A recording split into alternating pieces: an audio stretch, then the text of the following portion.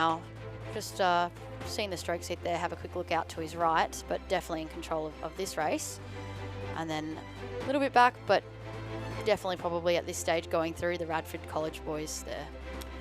Yeah, so a bit of a chance just to, I'm sure they'll be, after a very long wait and a bit of maybe some nerves building up, I'm sure it'll be a relief to take it home fairly comfortably and not have to fight for the victory here for this composite crew. It's a very long-distance composite crew who will make it through in one of the quicker times that we've seen in recent races there, 7:12, but maybe not relaxing as much as we saw the Bailey brothers earlier. Radford second, they'll be through to the semi-final, eliminated from the event, the Swan River Curtin combination, as will the crew from Friends over on the far side of the course there in New Norfolk, joining them.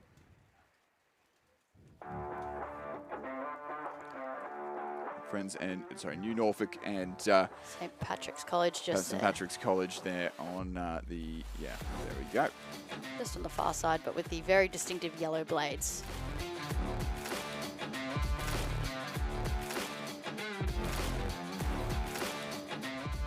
I wonder how the Ballarat boys, I should go down and ask him how the Ballarat boys feel about swapping up one lake for another.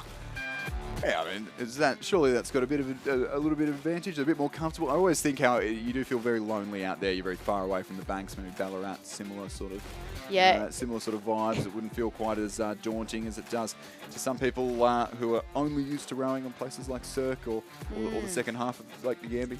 It certainly is. Your coach just sends you out there and hopes for the best. Exactly. Anyway, rapid charge number 3. In lane 2 from Pembroke School is Alex Smitham and Brock Redman. In lane 3 from Gippy Grammar is Stuart Ray and Lachlan Harrison. In lane 4, another Gippsland Grammar crew of Cohen Cook and Obi Vardy. In lane 5 from St. Patrick's College is Lachlan Cowell and George Charles. In lane 6 from Canberra Grammar is James Wilson and Lucas Windle. And then in lane 7 there, the WA crew Fremantle, Targ Bryan and Luke Brennan. I just note there, Brendan Scott is the coach of those Gippsland Grammar boats there. He made a fun remark to us as we were in the boat park there, didn't he? Thunder and lightning. Thunder and lightning. Don't say the L word. It'll happen again, Ant. Oh, yeah, sorry. I don't want to summon it. I've brought it on myself this time. Just a little bit of announcement. There are still some very unscrupulous links floating around on social media about our live stream. So if you're being invited to a Facebook group about the Australian Rowing Championships, it is not an official piece of communication.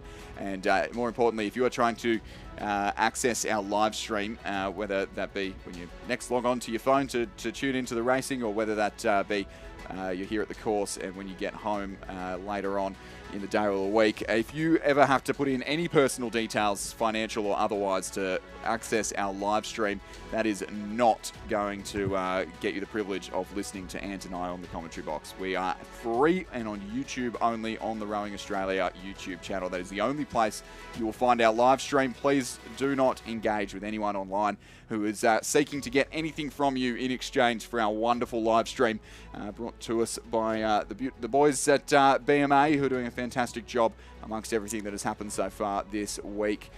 But, here on the course, it is the so far leading this race is the Gippsland Grammar crew of Cohen Cook and Obi Vardy there in the middle, and I would say it's less clear cut, Chris, for that second place. Well, I think you want to call it, Ant. I do want to call it for the other Gippy Grammar crew of Stuart Ray and Lachlan Harrison. They're certainly close. But I don't want to, call it too early and then be wrong as they come close to the line. We've got a good race on our hands here. Top 2 through to the semi-final. The remainder eliminated from the event, and put the boats on the boat rack, and you'll be done in the double for now. It looks like it could be 2 crews from regional Victoria, from Sale, Gippsland Grammar, who could progress through, but not if St. Patrick's College Victoria or Canberra Grammar have anything to do with it. They're coming at them like a freight train in the closing strokes of this one. Gippsland Grammar's Cohen Cook and Obi Vardy. They'll take the win, that's for certain. And it will be a Gippsland Grammar 1-2 here in this repechage of the under-19 men's double scull, as Stuart Ray and Lachlan Harrison seal themselves second place and a berth in the semi-final. Canberra Grammar finished 3rd in the end. Fremantle will run in 4th position, who will not progress further here in the under-19 men's double scull. And the combination there in lane 2 from the Pembroke School will finish in 5th place. And over there on the far side of the course in Fremantle, Bryan and Brennan in 6th place. Well done to Scotty's boys there. Good racing. All right, repechage number 4 of the under-19 men's double.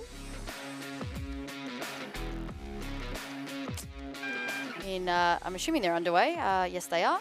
In race 165, in lane 3 from Radford College is Darcy Barlow and Lincoln Uren.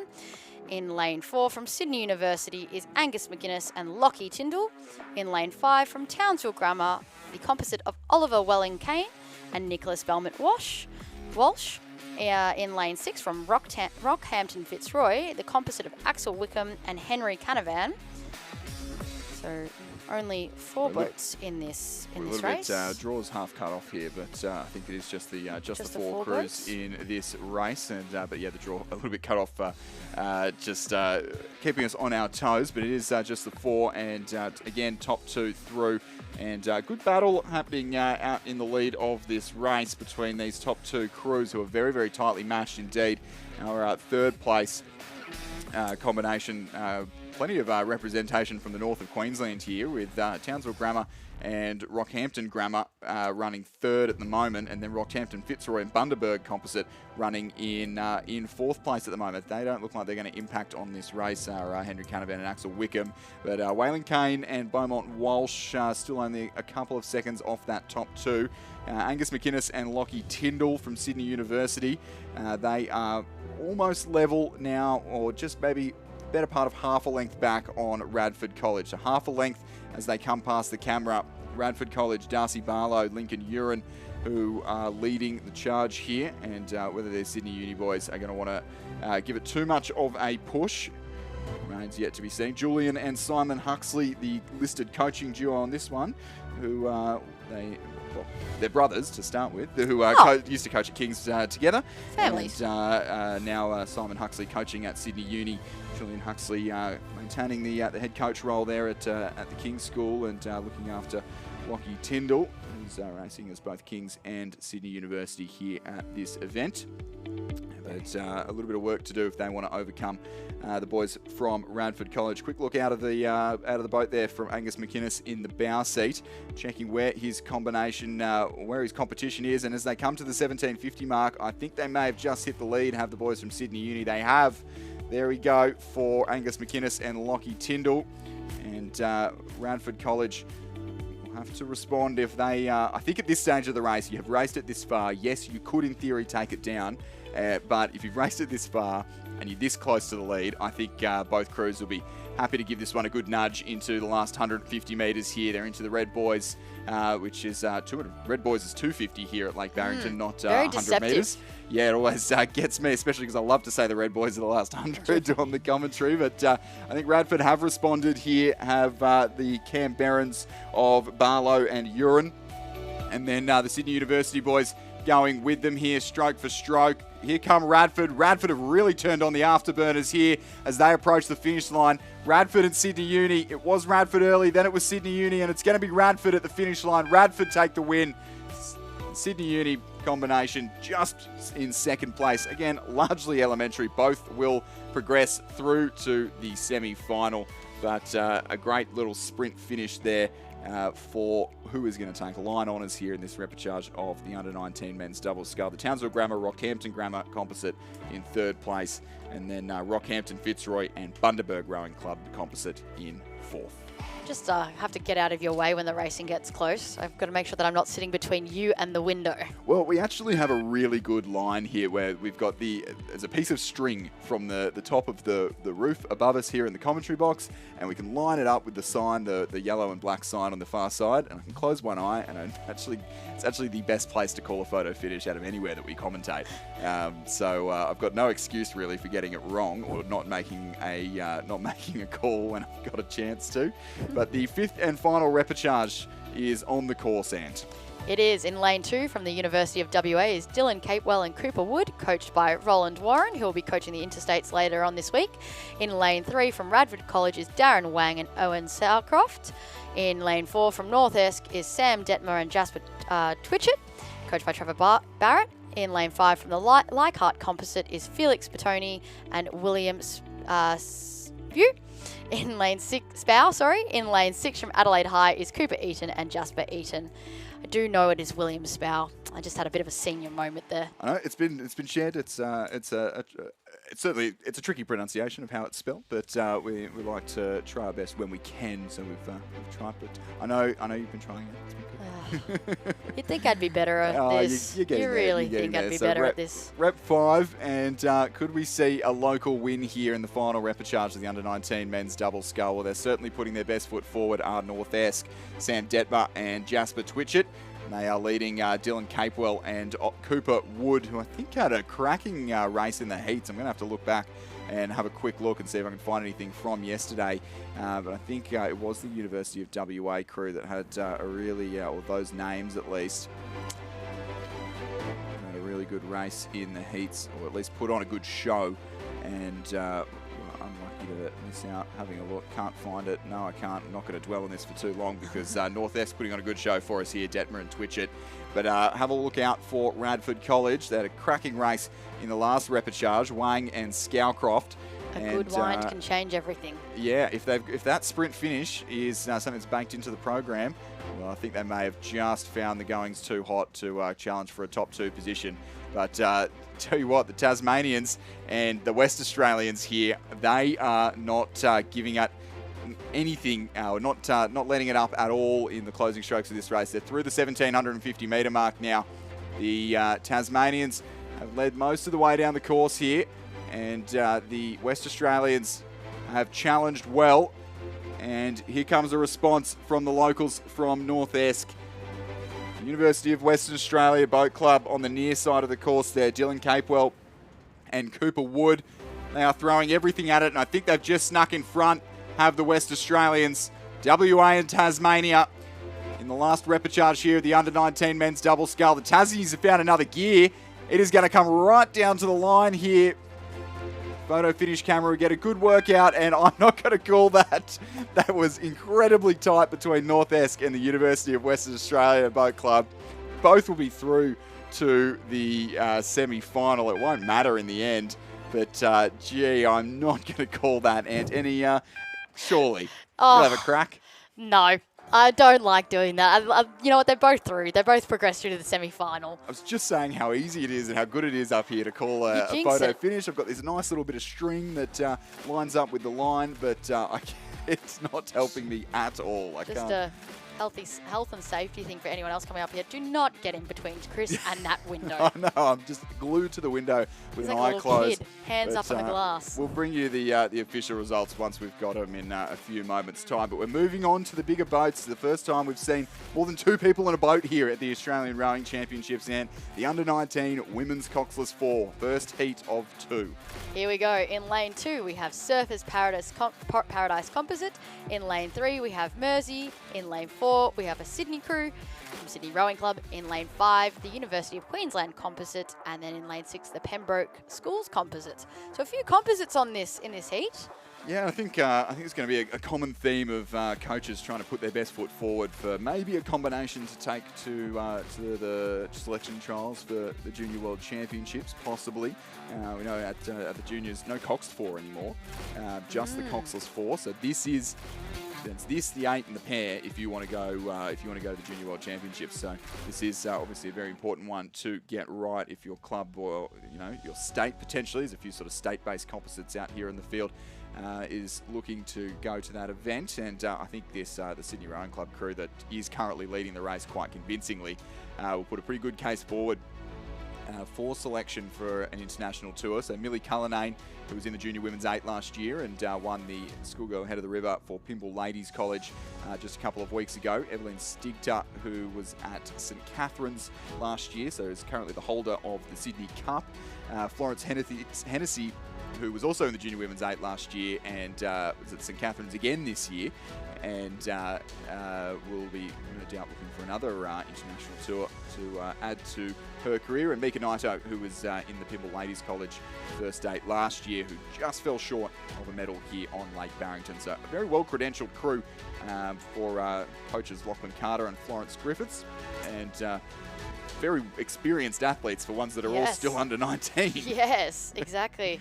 First two here will progress to the final with the rest going through to the repechage. Just noting the interesting composite of the Surfers Paradise crew and the University of WA. So a bit of a geographical spread in that boat of Sophie Fitzgerald, Eleanor Frank, Jackson Phil and Maddie McLaughlin, coached by Augustine Raderow and Roland Warrant, who we of course saw in the previous, listed next to some boys in the previous event. So makes training very interesting. Yeah, so that, Queensland and WA, they certainly haven't trained together, have they? No, so, absolutely not. You know, they're currently running third and looking like repechage might be a possibility. But we start to talk about this a lot this time of the week. Going through the repechage, it's not always a bad thing when you're in these sort of scratch combinations. Like my first nationals, we went through the repechage. We were very disappointed to go through the repechage, but we learnt heaps, had a great race, and I was kind of new to the crew. I was the reason we didn't go straight through. Well, we ended up with a medal. So, the repechage is not necessarily the be-all and end-all, but one crew who will not be going through to the repechage will almost certainly be the Sydney Rowing Club combination. I mentioned before, Millie Cullinane, Evelyn Stigter, Florence Hennessy, Mika Naito, coached by Lachlan Carter and Florence Griffiths. They are currently leading this race and will lead it very comfortably. That is the Canned UQ commercial composite here, who we haven't really mentioned much, but they are doing battle with the Queensland WA crew, who are just having a bit of steering issues, which may just hamper their charge at making it straight through to the final of this event. It'll be the Canned UQ commercial composite there. Lily Nolan from Cairns, Sienna Becker from Commercial, Yo-Yo Wang and Genevieve Davies from the University of Queensland, who will join Sydney in the final. The Surfers Paradise UWABC composite crew will have to fish again in the repechage, but they weren't too far off there. Had a good sprint, some steering issues. I'd say they'll learn something in the repechage. Come back as a bit of a threat in the final. Very close for, didn't quite catch that one, but very, very close just for sneaking fourth in there. and fifth. Yeah, Mersey over the Pembroke and Toowong composite on the far side of the course there to round out this first of two heats in the under-19 women's Coxless 4. And then in the second heat, in lane 3, we have the Fremantle composite of Oisin Jenneray, Charlotte Hansen Naroy, Stella Wandel, Olivia Hansen Nanaroy. In lane 4, we have the University of Queensland, and in lane 5, Loretto Marriotteville, lane 6, Scotch Oakburn. For a second there, I forgot we were doing Coxless 4s and not doubles. Yeah, I mean, you can still read out all the names. We've got plenty of time here, and plenty of great pictures to go on behind it. I think, again, very interesting, this Scotch College crew, Scotch Oakburn crew, rather, not Scotch College, Scotch Oakburn crew here, that but these girls all made the semi-finals in the under-19 pair. They're a very quick 8, and they're here rowing in the Coxless 4 as well. Is there any stopping these locals? They are certainly getting good mileage out of having a home national championships, aren't they, Anne? Exactly, and I'm just noting that their coaches list here is almost as long as their crew list. 3 coaches, Abby Boucher, Zara Burgess and Brendan Long. So, very good team of support there. Yeah, I'll have to look at the exact combination and check. They are all girls from that 8, but I would suspect it'd be something similar. But at the moment, the crew that is leading the Fremantle WA Rowing Club composite crew, it's a very strong group of under-19s that's come over from over west. They did very well first, and I think it might have been these 4 girls were first and second in under-19 pairs at the New South Wales Championships. I'm sure I'll be corrected on that if I am wrong. They are leading very, very comfortably from the University of Queensland.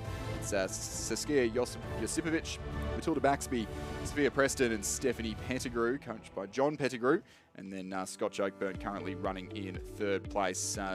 These West Australians here, they are looking very, very comfortable there. Look at the platform on that, and they are sitting on rails. Oh, yeah. And not to speak too soon, but no steering issues out of these girls. They're looking very professional as they come into the line.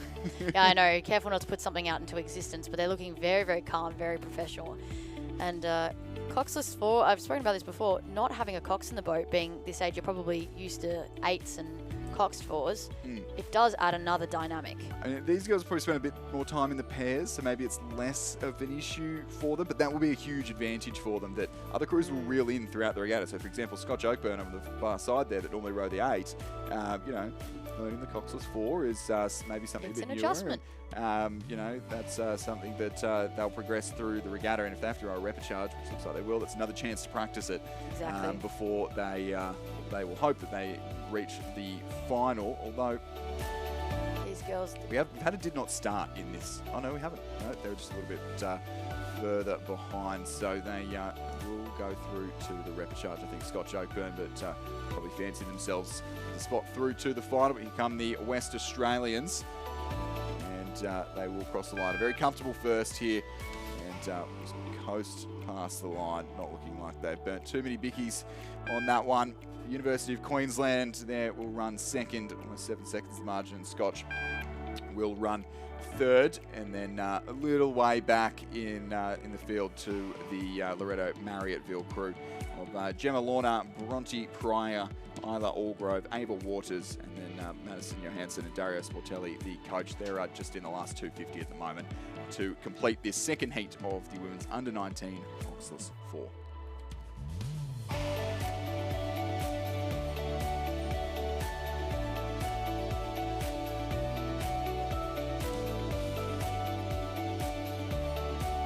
So, moving from the Coxless to the Coxed 4, we mentioned it's not a World Championship boat class, but it's certainly a very well contested boat class here in Australia at the school level, the under-19 women's Coxed 4, and first of 2 heats, 8 crews in both heats, top 2 to the final, the remainder to fish again in the repechage.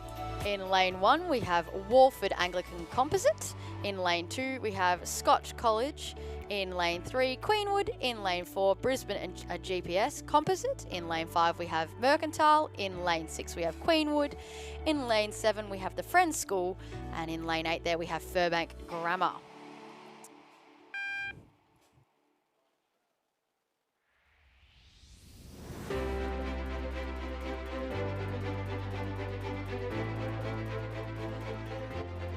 So, Furbank Grammar leading this under-19 Coxed 4 race. They had a pretty strong season early on in the season, but they did. Melbourne girls in the 8s, that is rather, which is for the normal boat class they're used to, but Melbourne girls Grammar and Loretto Turak really built well towards the pointy end of the season. But here in the Coxed 4, the Furbank Grammar crew, Tilly Shenfield, Pippa Morgan, Piper Hallam, Olivia McLean, and their Cox, Caitlin Barwood, doing very well in the early stages of this race. A 2-second lead over Queenwood.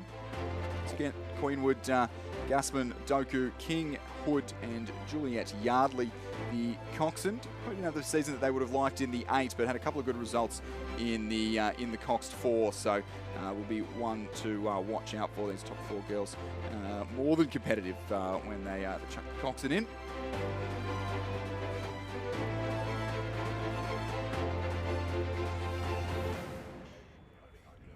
Just noting that Mercantile crew there, that's also in this race, coached by Susie Franklin and coxed by Amelia Goodichair. I dare say that Mercantile crew is probably part of their Henley campaign that they're doing down at the Nationals. You'll notice quite a few younger girls rowing under and boys rowing under the Mercantile colours in a hope to try and go to Henley. Yeah, and as part of the rules, you can't just string together all the schoolboys and schoolgirls. You do need to have them actually race for your club before you go over there. Part of the entry. There is actually an information session on, if you are interested in going to Henley. It's an information session on Saturday night, I believe. I'm getting some semi-confident nods from around the commentary box. So it's Saturday afternoon, rather, up here at the Hospitality Lounge near the Davies Bay Lodge, and will be hosted by Rowing Australia's own Henley stewards, our CEO Sarah Cook and John Boltby as well, who will take you through the process if you want to head over to what is one of the greatest regattas in the world. It is certainly a fantastic experience. Furbank Grammar still leading from Queenwood here. Scotch College Adelaide from the second Queenwood crew, and then Mercantile and Friends in 5th and 6th. The Walford-Pembroke combination in sitting in 7th, and Brisbane GPS and Fremantle combination in 8th place. Not to get ahead of myself, but to look over to Heat 2, I've noticed the second Furbank Grammar, so I'd hazard a guess and say they've just split their first 8 in half and put them across 2 Coxed 4s. Could we say the same about the Queenwood School as well? Yeah, Looking I think at those so. names? Having a look at those names, I'm fairly sure that would be, yeah, it is the two halves of their 8.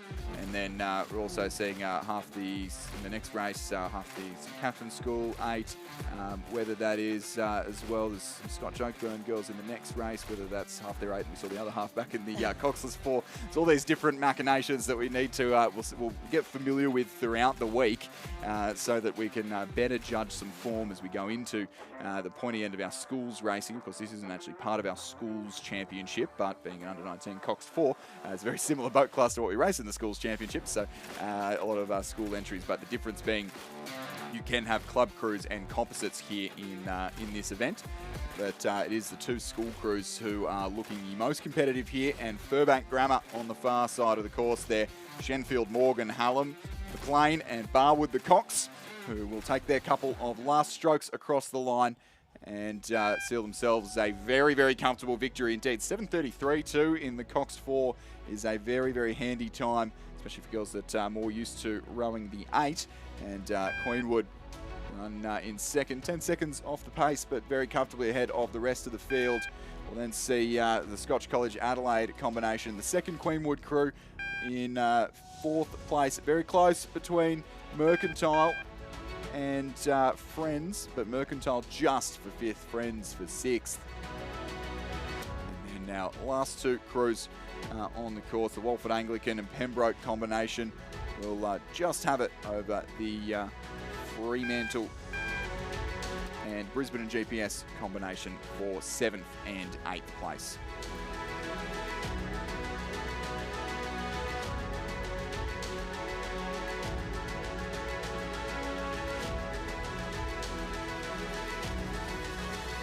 All right, heat 2 of this under-19 women's Coxed 4.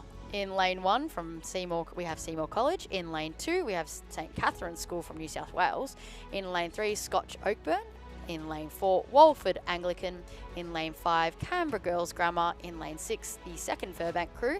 In lane 7, Perth College. And in lane 8, Loretto Normanhurst. Yeah, this one equally as exciting, I think. I mean, both these races exciting. It's always great to see our schools on the course. We definitely get more attention on the live stream. We definitely get more people in the Row Union marquee watching this racing, and the place just comes alive when we see some schools start to race.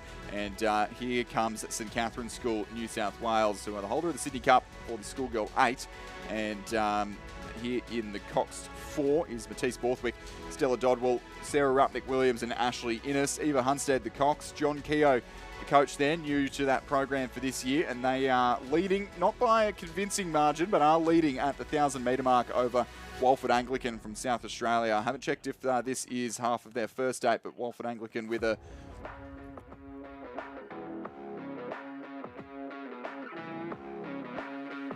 Walford fell just short at the South Australian head of the river to Seymour by absolutely nothing after they've been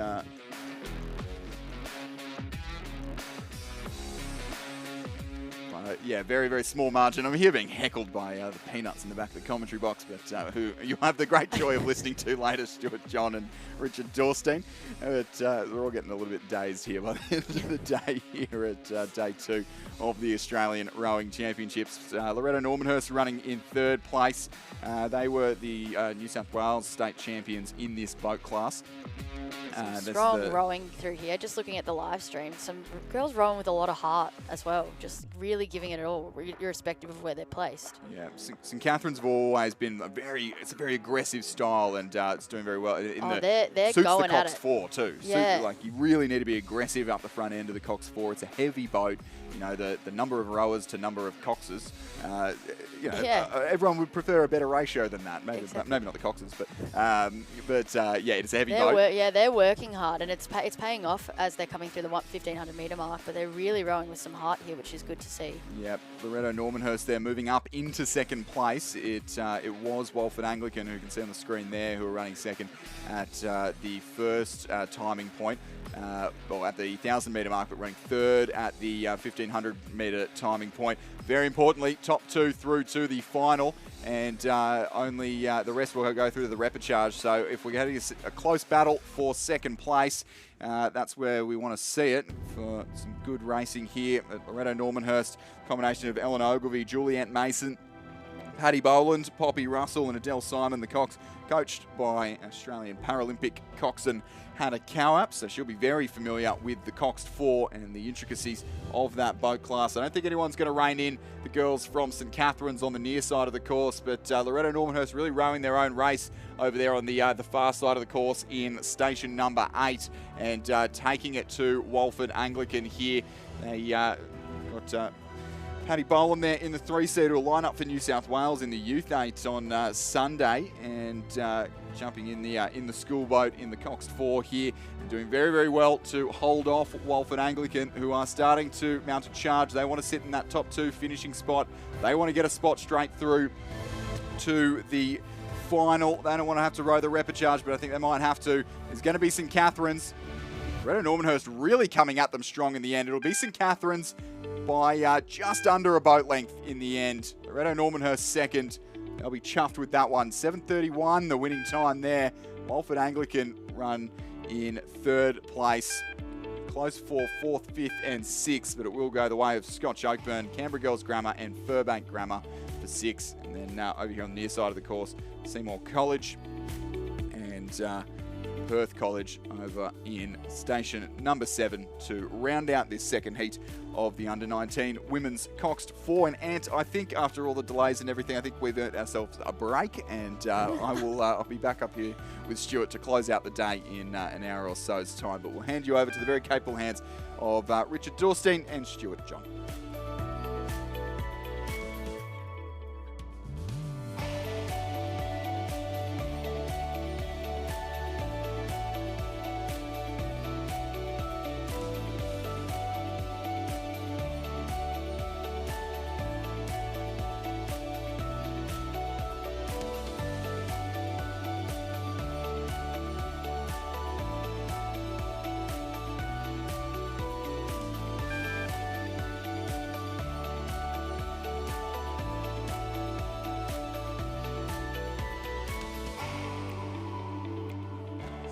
So we are underway in heat number 1 of the under-19 men's Coxless 4s. So just the one heat, it's a race for lanes. Lane number 1, we have Canned Rowing Club. Lane 2, North Esk. Lane 3, Launceston Grammar. Lane 4, Brisbane Grammar. Lane 5, St Peters College. Lane 6, it's a UTS Kinross composite, not one you see all the time. Lane 7, we have a Gregory Terrace Commercial and Toowong composite.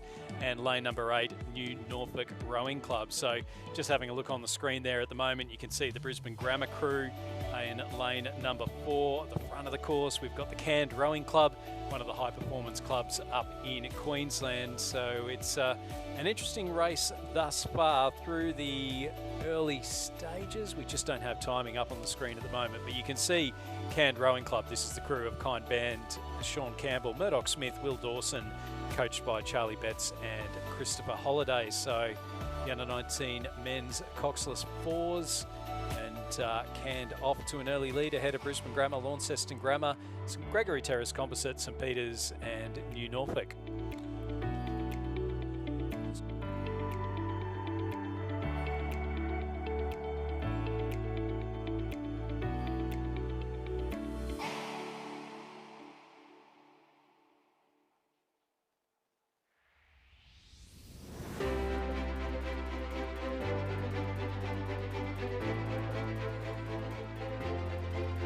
Thank you, Stuart. They are continuing here through the halfway mark now in this one and only heat of the under-19 men's Coxless 4. So, in fact, it is a race for lanes here. All 8 crews will go through to the final. And this appears still to be the Canned crew from Brisbane. Certainly comfortable leaders at halfway, almost 10 seconds, in fact, they had over Launceston Grammar School in second. UTS Haberfield, Kinross, Walleroy, the composite crew there in lane number 6 in third place. Certainly an interesting composite crew there. And another composite in fourth place from multiple Brisbane schools and clubs, St Joseph's, Gregory Terrace, along with Commercial and Toowong. So some good combinations here, Stuart, on the water. Yeah, absolutely. Although I'd be very curious, have you ever seen a Gregory Terrace and Nudgee College composite? I think that's the one in Brisbane. I'd like to see that. Probably wouldn't see terribly often. No, the two St Joseph's colleges. Nudgee broke away from Gregory Terrace from memory. That's right. Yes, and they still haven't forgotten. I think it's fair to say. Certainly rugby matches too between those two schools are fantastic spectacles. Of course, Nudgee College relatively late to rowing. They only joined the GPS in the late 1990s, I think it was, maybe in the early 2000s, but it's around about 25 years ago. But they've become a powerhouse, of course, in Brisbane schoolboy rowing, particularly, of course, there in the John Bowes era. Well, I think that any time Nudgee College put their mind to sport, it was always going to be a big thing. And, you know, we were having that discussion earlier on today. I think Ipswich Grammar could row on the Bremer River, and we've now been given a couple of options for Toowoomba Grammar. So yes, I might yet be calling. We may yet get 9 schools racing in the Brisbane GPS, which would be fantastic. And of course, at Lake Warra, they have a 10-lane course, so they can all still, as the girls do in the BSRA, the Brisbane Schoolgirls Rowing Association, with in fact 9-member schools there now as well, the BSRA. They can all race in one event, no heats and semi-finals required, which is fantastic stuff. Through the 1500, it was still canned, and they have really opened up that lead. 11.5 seconds over Launceston Grammar, the Gregory Terrace composite in third place, then Brisbane Grammar, St Peter's College, New Norfolk, and then the composite from UTS and Kinross, not coming up on the timing system there. So you can see on the screen at the moment the canned crew in that yellow Empacker shell just really dropping that rating down. They've got out to an early lead and really just held on quite nicely there. As we look now down the course, so you can see that must be Launceston Grammar in the stripes, and then Brisbane Grammar in the blue Zooties in another yellow Empacker as well. So Canned Rowing Club, they were designed as a high performance rowing club in Brisbane, and certainly did very well at the Queensland State Championships. Yeah, no, producing a number of high performance athletes who have now gone on to the NTC as well from the Canned Rowing Club. So we just see Canned coming up towards the line, and they have really just taken that rating right down. So the other crews really starting to push through. It is going to be Canned who'll take the win, and they will be heavy favourites come finals time. Second place will be the crew from North Esk in the lane next to Launceston Grammar, and then they'll finish just ahead of Brisbane Grammar School. Then the Gregory Terrace composite, so that's Gregory Terrace, Commercial and Toowong finishing in fourth place. Our next few crews just coming across the line now, so our next crew... Peter's there from Adelaide a little bit, lane 5. They'll finish in fifth place. And New Norfolk in the yellow colours on the far side of the course will take sixth from the south of Tasmania, just upstream in the Derwent from Hobart. That's the 6 crews home. That is our race for lanes in the under-19 men's Coxless fours. We're going to move on now to the first heat of the men's Cox fours, and his top 3 through to the semi-final, with the rest through to the repechage. Lane 1, the Friends School, stroked by Ted Hewitt. Lane 2, the Friends School, stroked by Griff Bendich. In Lane 3, the Shaw School. Lane 4, Scotch Oakburn College. Lane 5, Prince Alfred College. Lane 6, the Shaw School. And Lane 7, Sydney Grammar School. So one of these races again where we've got a few different states represented, 3 from Tasmania, 3 from New South Wales, and 1 from South Australia in the boys from Prince Alfred College. And 4 heats too, Stuart, so a good field of entries here in the under-19 men's at Coxed 4. Great to see a number certainly of school crews, which I suspect will be split 8s with 2 Coxed 4s racing instead. A sprinkling of crews also from the Ballarat schools are always so strong in the Cox 4 race as well, coming up in the next couple of heats as well. And Sydney Grammar School here in lane 7, I'm pretty sure they won this event last year. We've got 2 boats here across the first couple of heats as well.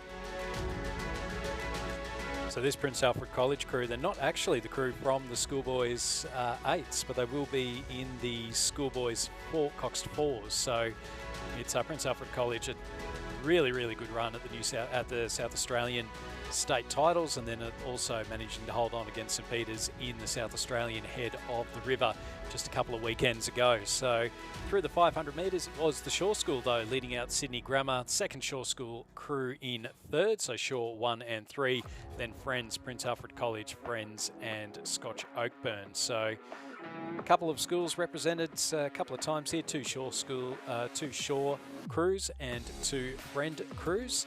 And as they come up now, so they're through the 1,000 metres, so we just don't have a timing up on the screen for that one, but certainly the Shore School leading out from Sydney Grammar next to them. So that's the Shore School crew, that's Ryan Doherty, Xavier Duvernay, Ed McDonald, Will Reed and Seb Cheers. And the Sydney Grammar crew, Daniel Hall, Joe Lanigan, William Stumbles, Will Dalton and Ian Beera, and they're coached by Stephen Stewart. So through the 1500s, it's the Shore School, just I reckon, who had it there from the other Shore crew on the side of the course too. So it was tight between the Shore, who have been involved in a couple of close finishes in the last few days. An incredible head of the river race, obviously, up in Sydney, which they got home by 400ths of a second. 0.04 and an 8. That's what, about not even the width of the bow number, about half the width of the bow number. But you can see the Shore School on the screen at the moment, looking very comfortable out in front. The stern, the bow Coxed boats always scare me as a little person, trying to fit into those ones. And I can't imagine if you ever did capsize one of those, it would be particularly easy to get out of. No, they do look like, certainly as someone who would never fit in one of those seats, you do look like you're going to be squeezed into it, and I assume they're squeezed out as well. But yeah, Shore here do sit first and second with two boats in the race. Sydney Grammar Lane 7, who are the defending champions in this race, but a different crew here this year. They beat home Ballarat Clarendon last year in this particular event, but at the moment they're outside. In fact, they're inside the qualifying spots, because with 4 heats, I should say, 3 will go through to the semi-finals. So it does look like it'll be Shore, and the Sydney Grammar crew in lane number 7 who'll fill those qualifying spots here. Does this mean we're going to have the 3 semi-finals in this event? No, I don't think so. They're not. There's no event at this stage scheduled to have 3 semi-finals, which is pleasing to some of us, I can assure you. But it does look like. Is that a statement of fact, or is that a statement of hope? No, I have checked. At this stage, it's not on the schedule. Shore will take it out. Shore first, Shore second. So a great race from them with 2 boats here in the race. Sydney Grammar School third. Fourth will be the Prince Alfred College crew, yeah, in fourth. The Friends School have got 2 crews close together here as well. What a race between them. And lane 1 will get the verdict ahead of lane 2. And then Scotch Oakburn, another of the local Tasmanian schools in this race. They're from Launceston. They finish in 7th position. As we move on to heat number 2 of the under-19 men's Cox 4s, again first 3 through to the semi-final.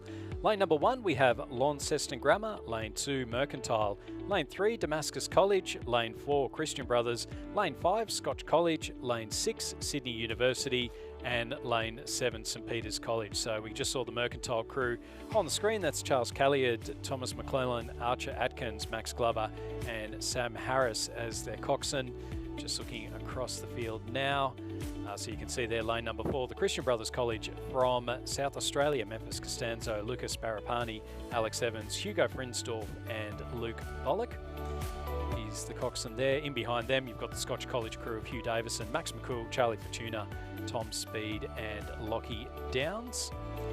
The Damascus College crew in there with the almost the Richmond stripe. Not quite. It's Declan Newman, Mason Firth, Sebastian Irwin, Oscar Henderson, and Ray Clark is their coxswain, and they're coached by Cooper Reid and Paul Blanchfield. Launceston Grammar on the foreground of the screen at the moment. That's Otis Hillman, Fergus Broomhall, Tom Campbell, Henry Oliver, Elliot De Jong, and they're coached by Jack Barrett and Robert Wrigley. And our final couple of crews, Sydney University, Harrison Howard, Jack Lamson, Addison Stamberg, Lockie Rogers, Jonathan Yates, and then St Peters College, South Australia, Sebastian Winter, Will Barrera, Rupert Millington, Ted Salvamini, and Harry Binns is their coxswain. It is indeed Mercantile after 1,500 metres who do have the race lead. So the, not quite the only club crew. There's 2 of them in this race, which is otherwise full of school crews, as is often the case here in the under-19 events. But the club boat from Mercantile leads it and leads well here through the 1,500 metre mark of this race, with again 3 to move through. Scotch College lane 5 would be in second place. Now that's members of Scotch College's Division 2-8.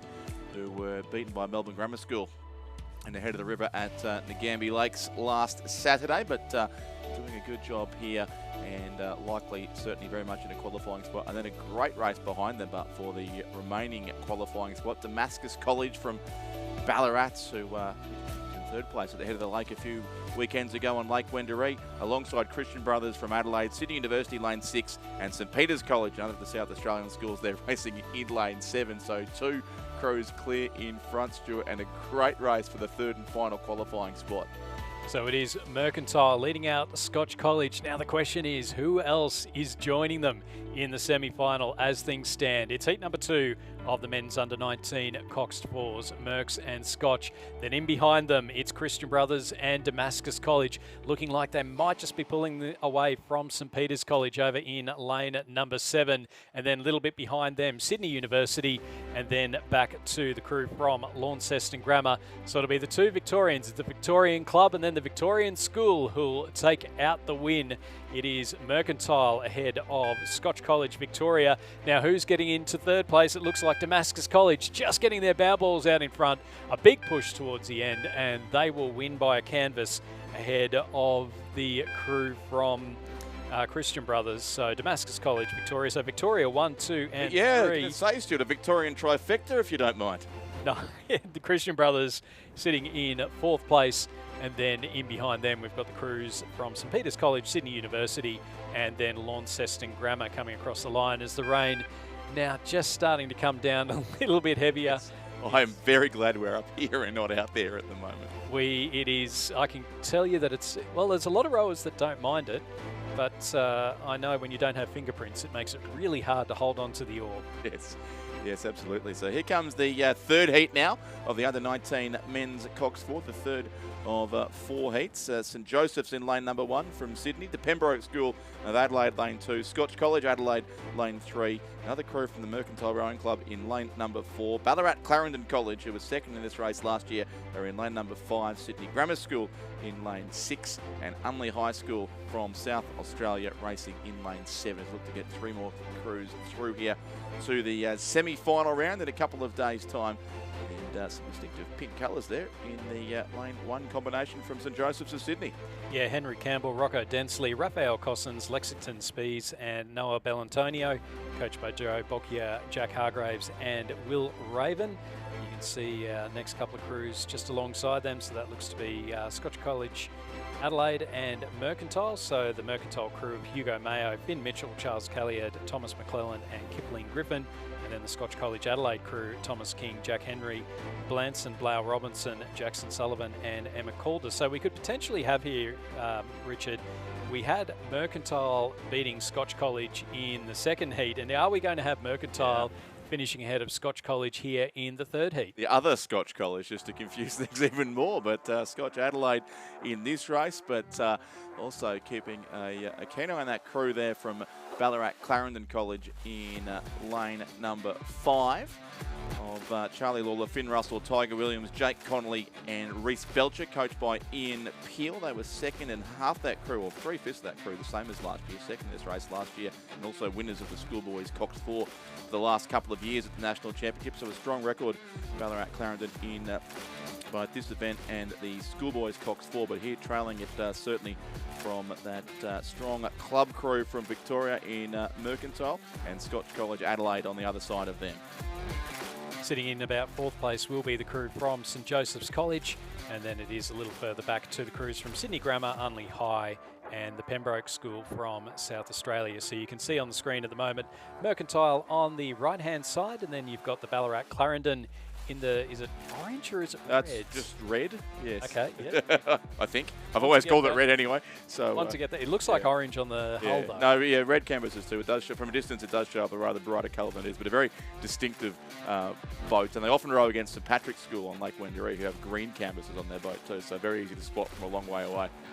So Mercantile sitting out in front, you can see there Ballarat Clarendon. In behind them, you've got the Sydney Grammar crew. That's Harry Snow, James Wagner, Kai Holland, Harry Lee and Jasper Fifield, coached by Stephen Stewart.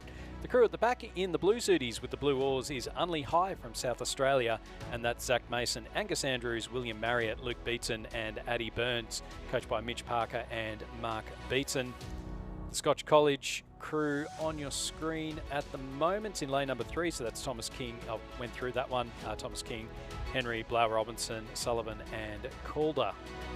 So they're still sitting in second place, but Ballarat Clarendon just starting to make up a little bit of ground now, and it's only about 100 metres or so left to go. It's certainly going to be another win for Mercantile in this under-19 men's Coxed fours. They've only got a couple of big strokes, and they will take the first place. So it'll be Mercantile leading out Scotch College. It's a repeat. It's a copy-paste of the past race. Absolutely, and Ballarat Clarendon into third, so they'll go through to the semis as well. The St Joseph's boat in lane 1 will finish 4th and move through to the repechage round of racing tomorrow. Sydney Grammar School next, Unley High School, and still to come home the Pembroke School also from South Australia. But yeah, a couple of strong crews there from Mercantile here at under 19 level.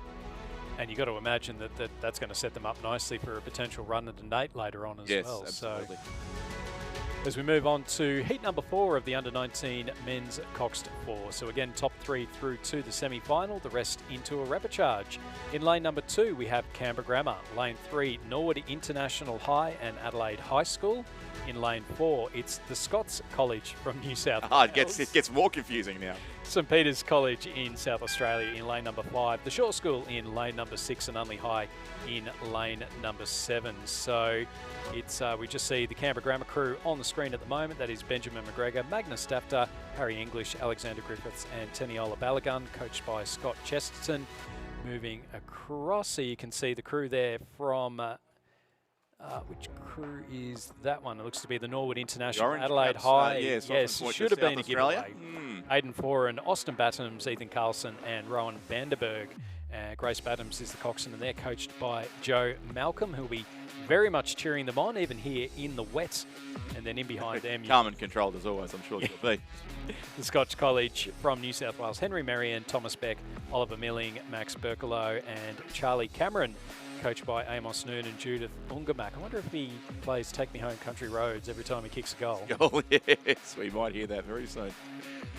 The shore crew there on lane number 6 is Micah Minchin, Liam Kennedy, Alistair Curry, Matthew Jaretta and Oscar Miller, who all do look to be members of the Shore School Division 2A that did win their head of the river last Saturday by a slightly more comfortable margin of 4.59 seconds over the crew from St Joseph's. Of course, the Shore School and St Ignatius between them won every race at the Sydney head of the river last weekend.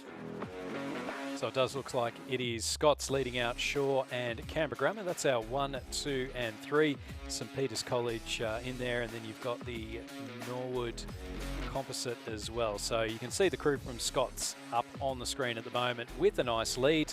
Coming in now to the final 500 metres. St Peter's College sitting in behind them in the blue and white stripes. And then over on the left-hand side, we've got the crew from Unley High in South Australia. So Anton Evans, James Cox, Joel Belt, Lachlan Twelvetree, Charlotte Hill as their coxswain, and they're coached by Mitch Parker and Mark Beaton. And I think one of the things that's I think is great about South Australian rowing is that you do have schools like Unley High, Adelaide High, the state high schools that have rowing programs, because I think there's only a couple of other ones really that consistently row around the country. I think Brisbane State High would be one of them, and then Sydney. Well, Brisbane State High School, who are part of the GPS program, of course, but yes, Melbourne High in Melbourne. Melbourne Girls College are a public school as well with a decent rowing program. But yeah, it is great to see happening in a few cities around the country as well. So we're seeing the crew from Scots. So we've had 2 from Scotch that have finished in second place, and now the Scots making me thirsty, Stuart, are going in the lead. So they've got about a boat length ahead of the crew from Shore. So Shore are going to qualify. I think that would be all 3 of their crews in for this under-19 men's Coxed fours. They'll go straight through to the semi-final. So it's Scots in first place, Shore in second. The boys from Canberra Grammar School are staying in the same hotel as I am, actually. So they're finishing in third place. They'll be happy with that one. So those 3 crews going through to the semi-finals. Sitting in behind them and going through to the repechage will be St Peter's College from South Australia, just holding off by about the width of the bow number. The Norwood International Adelaide High Composite finishing in 5th place, and then the crew from Unley High coming through in 6th. So Scotch and Scotch take out 3 heats in a row there in the under-19 men's Cox 4, and Shaw took out the first. So there's plenty of alliteration around the course here today. We'll move on. I was listening to the 12th man on the drive down here, and I probably won't go into that because we are on to the under-21 women's double sculls. It's Repêchage 1, first through to 4th through to the final, with the rest eliminated from the event. In lane number 1 from Sydney University, we have Georgia Moran and Charlotte Steele, coached by Alan Bennett and Philip Bergignon. In lane 2 from Mercantile, Eliza Jenkins and Georgie Wells. They're coached by Rhett Spiller and Scott Rowe, as are the crew in lane 3, also from Mercantile, Gabrielle Simcox and Scarlett Tavaski. In lane 4 from the University of Queensland and Adelaide University, we have Felicity Cox and Ella Welsh. They're coached by Lachlan Johnston, Randall Martin and Katie Healy. In lane 5 from Adelaide and Adelaide University, Alex Kelly and Sasha Humble. In lane 6 from Sydney University, Grace McKinlay and Audrey Sticker, coached by Alan Bennett and Phil Bergignon. And lane 7 from UTS Haberfield, Charlie Griebel and Hannah Alexander, and they're coached by Sam Fennessy. The sole repechage here too in the under-21 women's doubles sculls. So looking for the top 4 here who will move their way through to the final of this event. Of course, some others already qualified through the heats of this race yesterday. The final race 402 will take place on Thursday's program, and then the remaining 4 crews, or 3 crews in fact, will be eliminated from this event. It looks a bit foreboding on that shot there on screen too, Stuart. The clouds low over the hills here. It always reminds me a bit of Jurassic Park. Yes. You know, when you do the drive in and then it opens up over the lake. But hopefully with a happier ending. Well, one would hope so, but it wouldn't surprise me if there was a pterodactyl flying around somewhere. It would be in keeping with the theme, but it's the lane 4 crew, it looks like, who leads here. That's the University of Queensland combination with Adelaide University. Felicity Cox in the bow seat there for Adelaide University. Ella Welsh of the University of Queensland in the stroke seat there. And a pretty comfortable lead it is for them over another composite crew in lane number 5. Elates Kelly from Adelaide University and Sasha Humble from Adelaide. They're comfortably in the top 4. And I would think also on the far side of the course, UTS Haberfield, Charlie Griebel and Hannah Alexander. And then the Mercantile crew of Gabrielle Simcox and Scarlett Tavassi. Scarlett Tavassi, of course, from Gippsland Grammar School. Her sister is now rowing in the quad that will possibly take on the Canberra Schools in the Schoolgirls quad later on this week. And Gabrielle Simcox, formerly of Melbourne Girls College, one of the schools we mentioned earlier, a public school in Melbourne with a very, very strong rowing program, helped by their location on the banks of the Yarra right across from the Hawthorn Rowing Club as well. Very useful for that one. Yes, you're able to get out on there. So it is Adelaide University and the University of Queensland holding on to that lead. It's very comfortable. Just doing a little bit of extra work towards the end. They dropped the rating right down with about 500 metres to go. They were well out in front, but now just taking the opportunity, particularly when you've got these interstate composites, to really get a bit of a sprint on and learn how each other row. But they're going to go through to the final, so that is Felicity Cox and Ella Welsh from the University of Queensland and Adelaide University. Coming through in second place, it will be an Adelaide University composite of Alex Kelly and Sasha Humble. So they'll take second place. Third and fourth will be close. It'll be between Mercantile in lane number 3. They're just going to finish ahead of UTS Haberfield in lane number 7. So that's our 1, 2, 3 and 4 going through to the final. Missing out, unfortunately, are the Mercantile crew of Eliza Jenkins and Georgie Wells, as do the Sydney University crew of Grace McKinlay and Audrey Sticker, and then the other Sydney University crew of Georgia Moran and Charlotte Steele.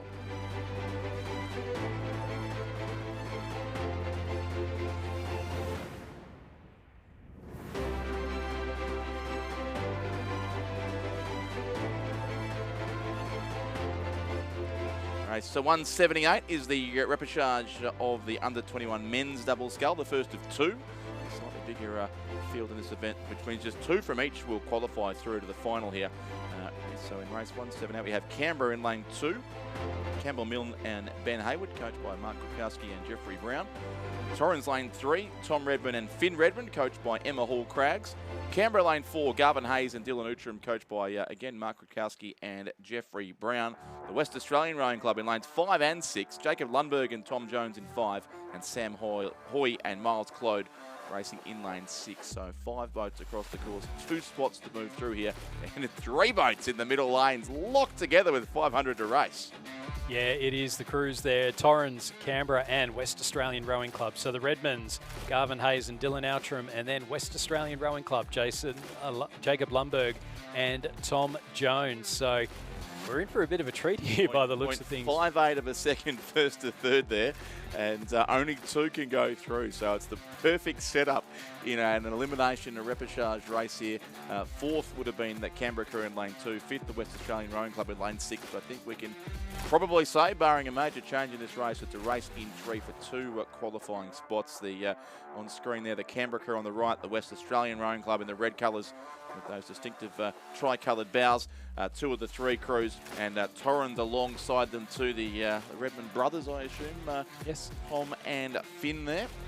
And it looks like the West Australians and the South Australians might just be getting themselves ahead of Canberra Rowing Club.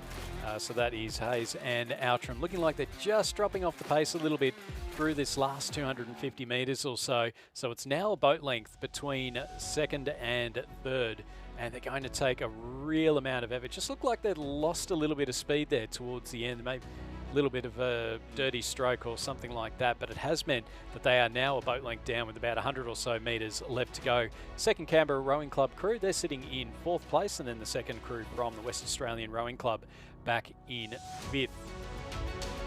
Is Torrens out here now by, it looks like you're getting close to a half-length lead now, so stretching out well over the West Australian Rowing Club, and they'll take this fairly comfortably in the end. Torrens first, West Australian Rowing Club second, and as you said, Stuart, Canberra just dropping back late in the race, about a length and a half further back into 3rd place, so they unfortunately will be eliminated from the event, as will the second Canberra crew on lane number 2, and 5th place will be lane 6, the second crew from the West Australian Rowing Club. But Tom and Finn Redmond go through, along with Jacob Lundberg and Tom Jones.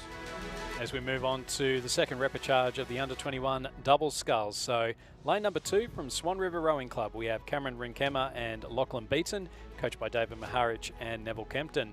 Lane 3, it's a Leichhardt Sydney University composite of Bryn Potter and Dylan Lee, coached by Isaac Shepherd and Simon Huxley.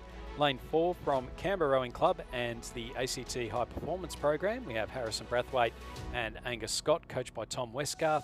Lane 5, UTS Haberfield, William Pender and Robert Olivia, coached by Matthias Ungermack and Jack Hargraves. And we have a scratching in lane 6, which means don't finish bottom 2. Yes, exactly right. Half the field will go through, half will not here. It's brutal as we move late in the second day here of the 2026 Australian Rowing Championships, as racing continues down the course here in repechage number 2.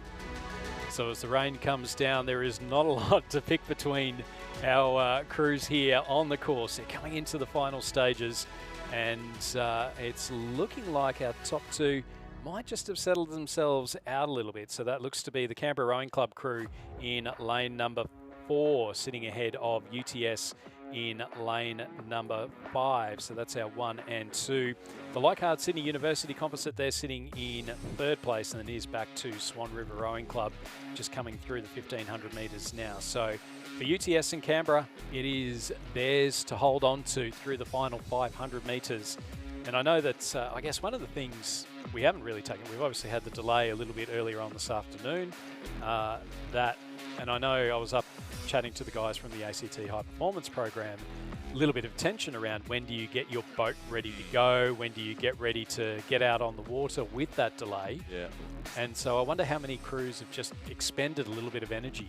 Yes, nervous energy preparing for the races. Lack of certainty as to knowing quite what to do. The best timed plans of crews and coaches have been thrown into slight disarray, but I guess it is the quality combinations that can deal with that, accept the late changes, and be, I think, agile and flexible is the phrase we're now required to use in this situation, and they'll go through and complete their race as expected, no matter what time it it may be raced. But it's a good race for the lead here too. They're both looking set to go through here. You would think Canberra lane 4, UTS Haberfield lane 5. I guess just making sure they stay ahead of Leichhardt Sydney Uni in lane number 3. You're about a length and a half away at this stage from our top 2, but hard to pick a winner from here, Stuart. UTS Haberfield maybe just coming over the top of the Canberra crew.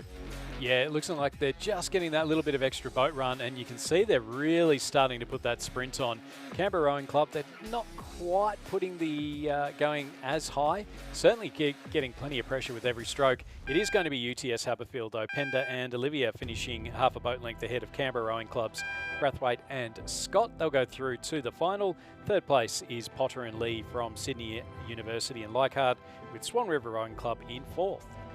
UTS just rowing on past the finish line as well. Don't look particularly exhausted there. Canberra can certainly see have rowed a fairly decent race, but both have got the job done in different ways in the second repêchage of the under-21 men's doubles Scull, which concludes race 179. As we go back to some more fours racing here with race 180. We are into the heats now of the under-21 men's Coxed 4. And you asked for it, Stuart, and they have delivered. We do have a composite crew here, including both St Joseph's Nudgee College and St Joseph's Gregory Terrace of Brisbane, and I assume the peacemakers in between from University of Queensland at Brisbane Grammar School as well. So a 4-club school composite crew from Brisbane. I believe that's officially a licorice all sorts. Absolutely, it is. So remarkable. He asked for it 2 races ago. We turned the page and there they are. So Ray Park and Toowoomba Grammar next year. That's right. I can't wait for that one. So lane 2, St Joseph's, or the Nudgee composite crew, as I think we'll have to call them. It's too long to repeat in full. UTS Haberfield in lane number 3. An all Adelaide club composite crew there in lane 4. Sydney Uni in lane 5. And Rockhampton, Fitzroy and the Maroochy River Rowing Club combining in lane 6. And we don't often say thank God for Sydney Rowing Club, but at least they've entered just a single crew in from their club in lane number 7, and they are on the right hand, so the left hand side of the screen a little bit, but they've disappeared from shot now. That's the Fusion crew from Brisbane. Yeah, that was Oliver Wright from the University of Queensland, Liam Cummins and Lou Russell from Gregory Terrace, Dash Withnell from Nudgee College, and then you've got William Angelini, who must be from Brisbane Grammar School, coached by Randall Martin and Lachlan Johnston. You can see them on the screen there. So Dash Withnell from Nudgee College in the stroke seat. Having a look now at the Adelaide University crew. So again, plenty of intrastate rivalry there. So it's Alex Lee from Adelaide, Ren Anderson from Adelaide, Tom O'Mahony from Adelaide, and Patrick Keenan from Adelaide University. They're coxed by Alex Hamoud and coached by Katie Healy, who's taken over their Pathways programs down in South Australia. Yes. Looks to be UTS Haberfield. It would seem who are the race leaders. In fact, comfortably so at halfway. They had just over 3 seconds on Sydney Rowing Club out in lane 7, and then that Sydney Uni crew there as well. Luke Fleet, Edward West, Angus Mitchell, Ted Burney and Jonathan Yates. Don't have the names of the Sydney Rowing Club crew here. They've run off the bottom of the page, but they are definitely there across on the far side of the course as they approach 1,500 metres now. And you can see it is still UTS Haberfield who lead them through by about a length and a half from that Sydney crew, which does include at least Angus McGrath and William Kellett, about 5 seconds behind our race leaders. And Sydney Uni would be third, but it is in fact in a field of complicated composite crews from all over the country. It's 3 Sydney clubs who sit first, second and third here. That extra training that you get to have in between them. So it's only the top 2 to go directly through to the final. The rest are going through to the repechage. So that would look to be UTS Haberfield and Sydney University, Adelaide University Composite, St Joseph's Nudgee Composite, and then the Rockhampton Fitzroy Composite sitting in 6th place. So looking to be fairly well settled with this particular race. As you say, it is the crews from Sydney who are sitting nicely placed at the moment. I suspect this Adelaide University crew might just have a little bit to say about that one. Yeah, that is looking interesting, possibly for the second qualifying spot, but UTS Haberfield have done the job comfortably in the opening 7/8 of the race, and now can hopefully sit back and enjoy the show behind them. Sydney Rowing Club, I think, too, have sensed the danger coming from the crews on the inside and are really going for home now down the outside lane of the course as well to hold themselves well clear of the Sydney Uni and also that South Australian composite crew coming through strongly. We'll probably get up into third spot, but not into our top two, so we'll have to go by the repechage. But a comfortable win here certainly coming up to UTS Haberfield on lane number 3. By about 2 lengths, they will take out the first heat of the under-21 men's at Coxed 4. Second place to Sydney Rowing Club across on lane number 7. And then third is indeed going to be that all South Australian composite crew, Adelaide Uni and Adelaide Rowing Clubs. Fourth place then Sydney University. Fifth will be lane 2, the Nudgee Terrace and University of Queensland composite crew. And then it will be Rockhampton Fitzroy and Maroochy River in lane 6 coming across in 6th position.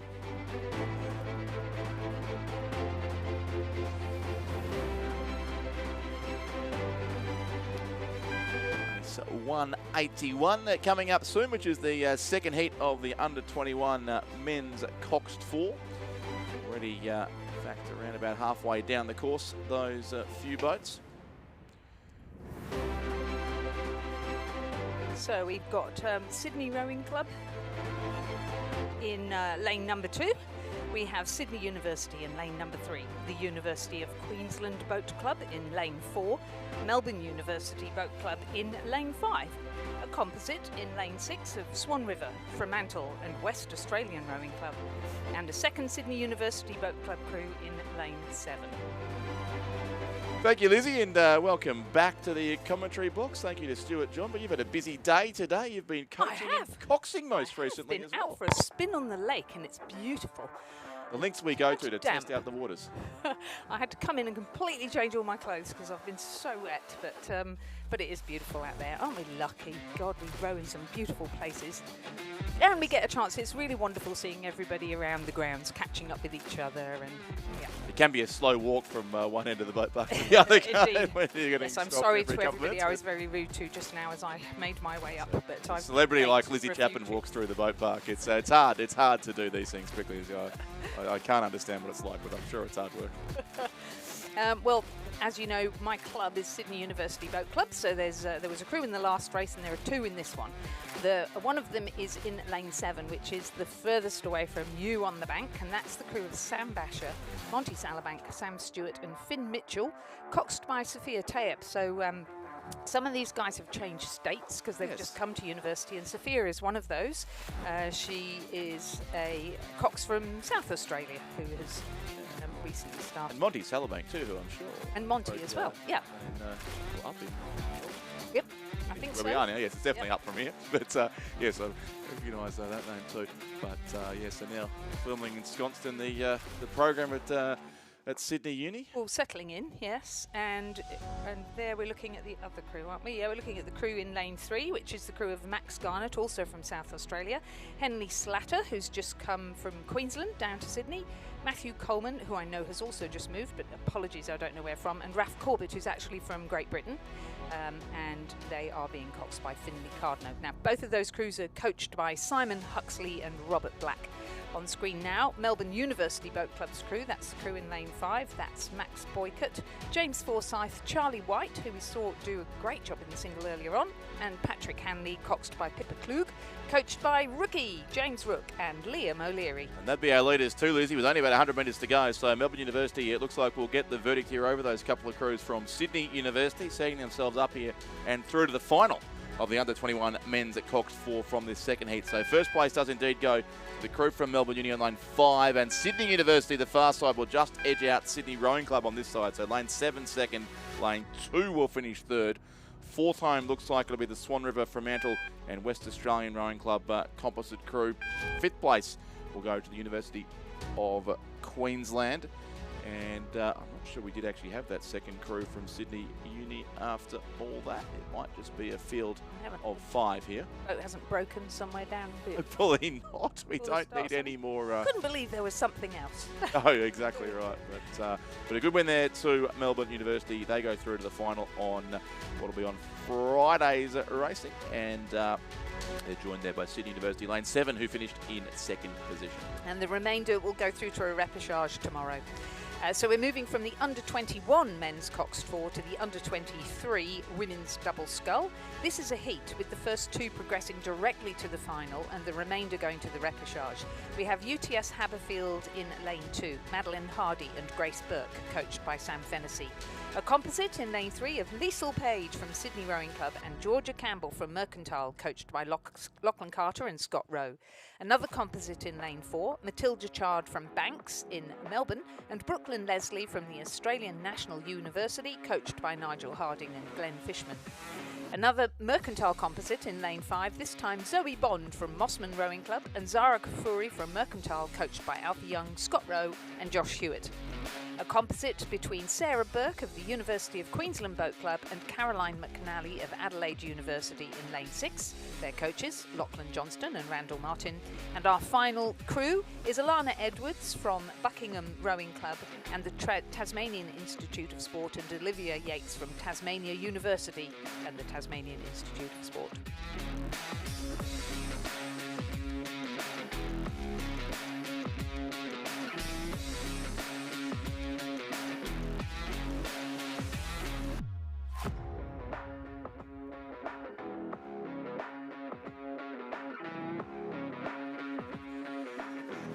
Through 1,500 metres now in this first heat of the under-23 women's double scull. The first of 2 heats it will be. And the crews in lanes 4 and 6 look to be in the qualifying spots at this stage of proceedings. And you composite. Yep, we've got this composite. Back lanes 5 and 7, I should say. There's lane 1's vacant here, so it's lane 5 who leads into Mercantile. So we've got Zoe Bond, who was in the junior double a few years ago and has done under-21s. Zara Kafuri, both of them well known to each other and have rowed together before under Alfie Young when Zara, I think, was at Melbourne Rowing Club, I think she started off at, and Zoe was at Sydney University Boat Club, and so was Alfie. So Alfie has moved back to Mossman. Yes. Zara Kafuri actually, Yarra Yarra, she rode for a couple that's of seasons, right, yes. as well. Had good success in the single sculls in the bright red of Yarra Yarra, where many great scullers are produced by David Orchard down there, up there again on the Yarra River. Yep. But now at Mercantile here with Zoe Bond, a very good combination there, coached by Alfie, Alfie Young, Scott Rowe. And really taking it to them, Alana Edwards, who's coming back from injury, who rows for Buckingham, and Olivia Yates, who rows for Tasmania University. Both of them TIS scholars, and I can't remember what Olivia did last year, but I'm sure she was on the national team. And great to see Alana coming back into it again, and they're really having a good battle with them. They are indeed, yeah, charging home that Tasmanian composite crew ahead of Adelaide University, University of Queensland, lane number 6. It looked like they'll finish 3rd, but the win will certainly go by just under a length in the end to that composite Mercantile Mossman crew on lane 5. Second to the Tasmania University and Buckingham composite crew, so they are both through to the final of the under-23 women's double scull. 3rd place Adelaide Uni and University of Queensland. 4th will be UTS Haberfield on lane number 2. 5th home looks like it'll be the Mercantile and Sydney composite crew, and then 6th will be the Australian National University and Banks as the last couple of crews approach the finish line here. So that first crew across the line, Zoe Bond and Zara Kafuri, crossing the line in a provisional time of 7 minutes 12.6 seconds. The margin between them and the TIS pair, 1.68, and then a further 4 seconds back to the Adelaide University, University of Queensland composite.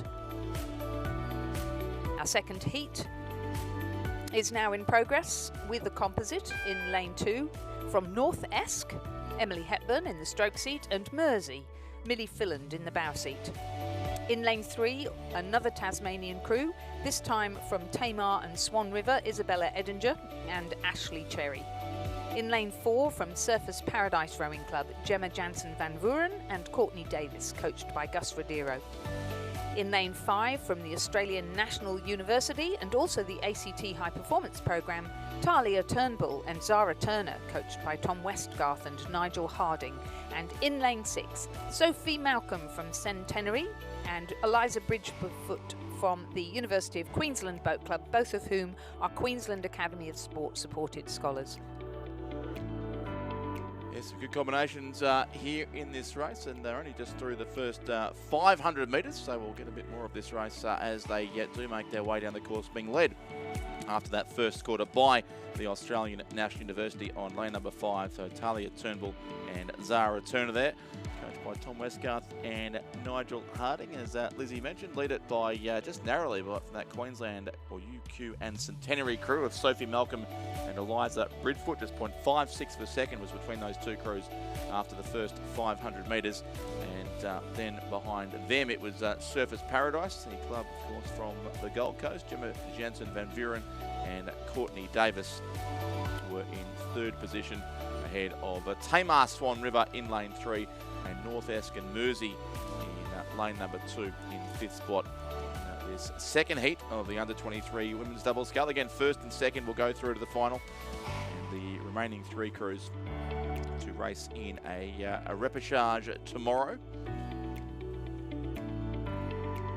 So 11 entrants in total, in fact, in the under-23 women's doubles. Scull 8 will make their way through to the final, either from this race or from tomorrow's repêchages. And a very good race there between our top few crews. In fact, it was close after 500 and still looks very close now. And 4 great athletes. I mean, Talia and Zara, Sophie, Eliza, all of them really shifting the single. And now here they are doubling up. Beautiful posture there from the crew from Surfers Paradise. Only 2 seconds down on those 2 leading crews at the 500 metre mark. Pushing through now in the middle of the course. Indeed, and they're about to go through the 1,000, so we'll see how close they are here. Might be slightly more than 0.56 of a second now, 1.34 seconds in fact, as the University of Queensland Centenary crew have assumed a race lead here over the Australian National University, and Surfers Paradise still sit in 3rd place, so 1.5 seconds from 2.5 seconds, I should say, from 1st to 3rd in this race. Great job. Great job.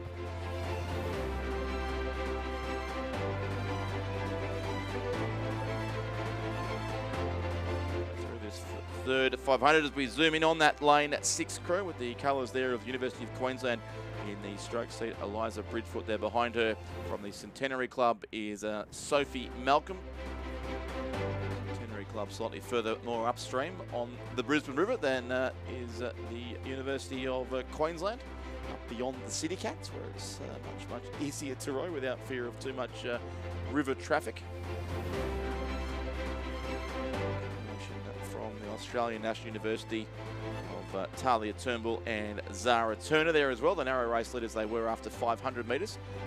So now it looks like back in 2nd spot. Still certainly in a qualifying position through to Friday's final of the under-23 women's double scull. The crew that still looks to be in contention is the boat from the Surfers Paradise Rowing Club with Gemma Jansen Van Vuren and Courtney Davis, coached by Gus Rodero.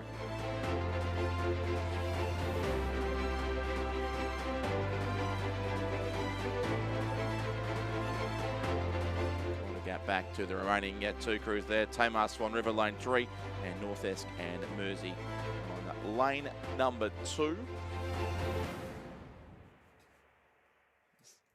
I have to confess I haven't read through the event requirements for the under-23 team, but I would imagine that this is fairly important to them, that they perform well in front of the selectors at this regatta. Yes, absolutely.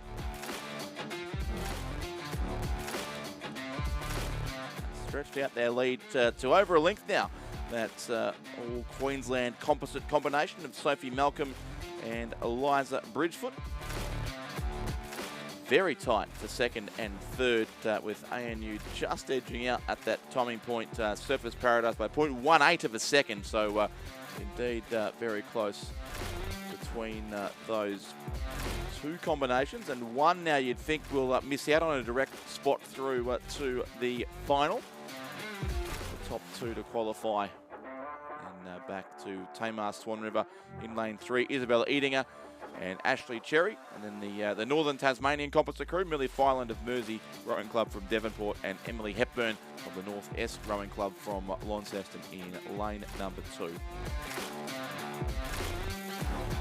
Water conditions were good out there, Lizzie, when you were testing them out before? Actually, interestingly, it was very rolly. I was quite surprised. From up here, it looks very flat.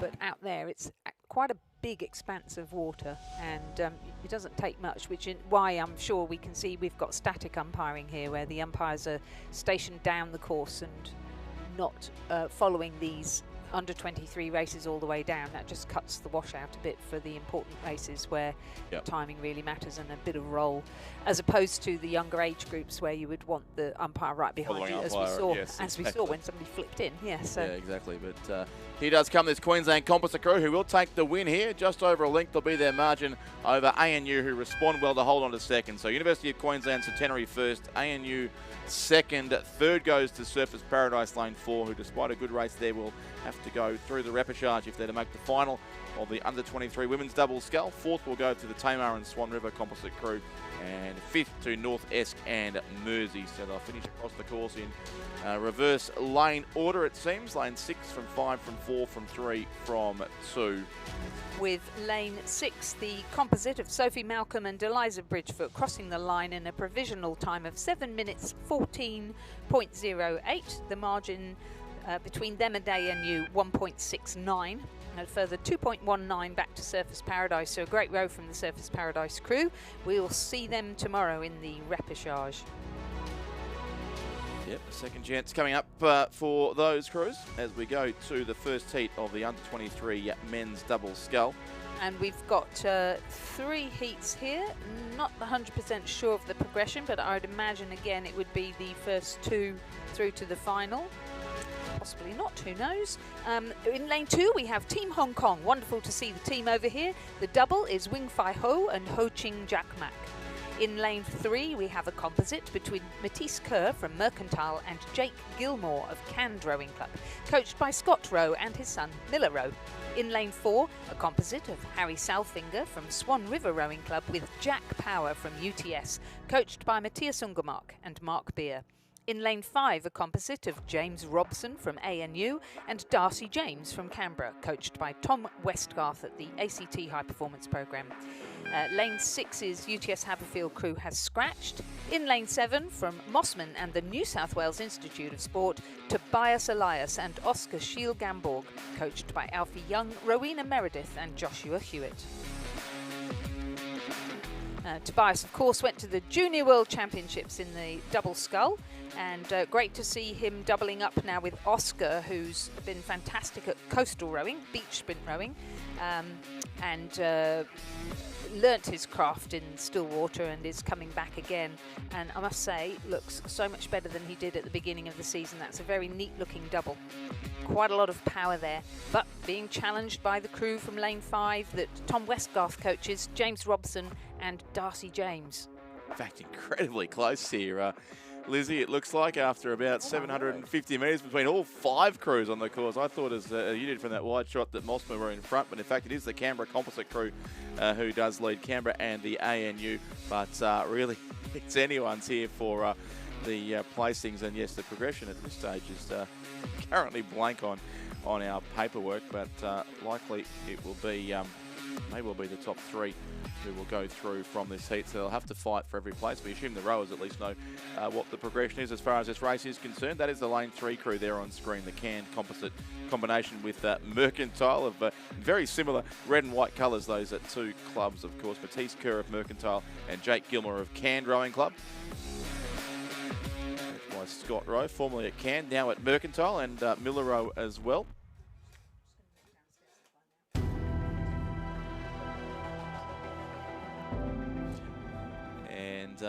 They are certainly involved right in the mix here for the qualifying spots. We're just seeking to confirm which qualifying spots that will be, but a very, very tight race here on the course indeed in this first heat of 3 in the under 23 men's double scull.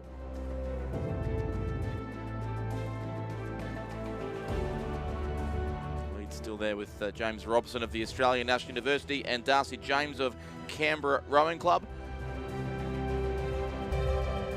On the far side, lane number 7. We see their Mercantile Canned on screen once again alongside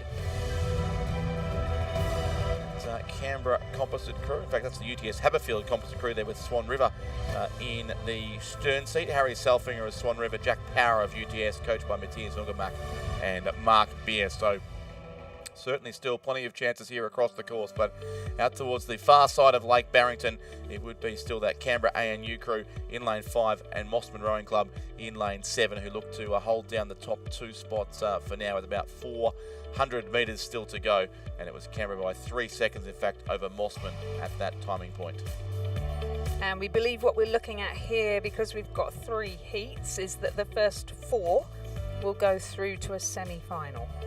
Presumably the remainder will be eliminated.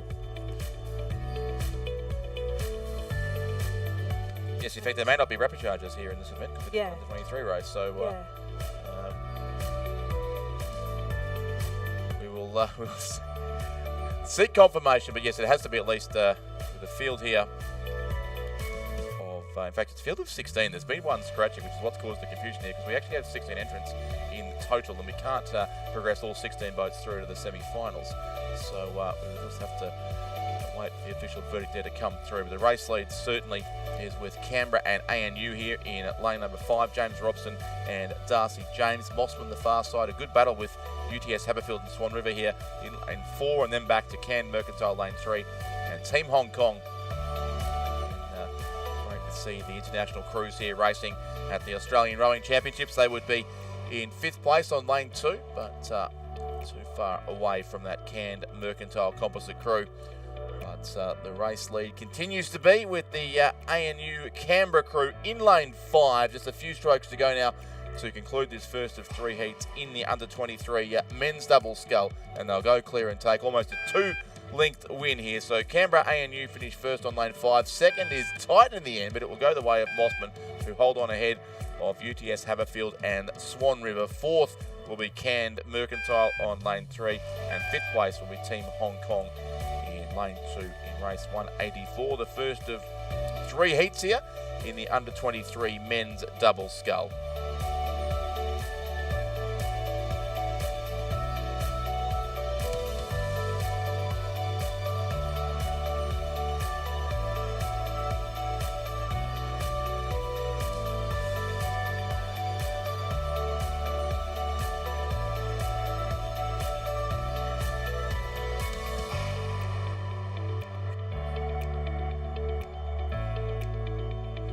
So here comes heat number 2 of the under-23 men's double scull. Another scratching in this race too, so we're down to a field of 5 in fact. Which will change the progression. Yep. In lane 2 we have a composite of Charlie Hine from Sydney Rowing Club with Max Curry from Hawthorn. In lane 3 we have UTS Haberfield, Brandon Smith and Oscar Baregi, coached by Matthias Ungermark and Jack Hargreaves. In lane 4 from Mercantile Rowing Club, Archie Critchell and Nicholas Andrew, coached by Scott Rowe. In lane 5 the composite of Mac Rogers from Toowong and Patrick Murphy from the University of Queensland Boat Club, coached by Alex Field of Toowong and Randall Martin of UQ. In lane 6 from Hawthorn Rowing Club, Dan Stoot and Emil Stigter, coached by Tristan Krevsky and Jamie Forward.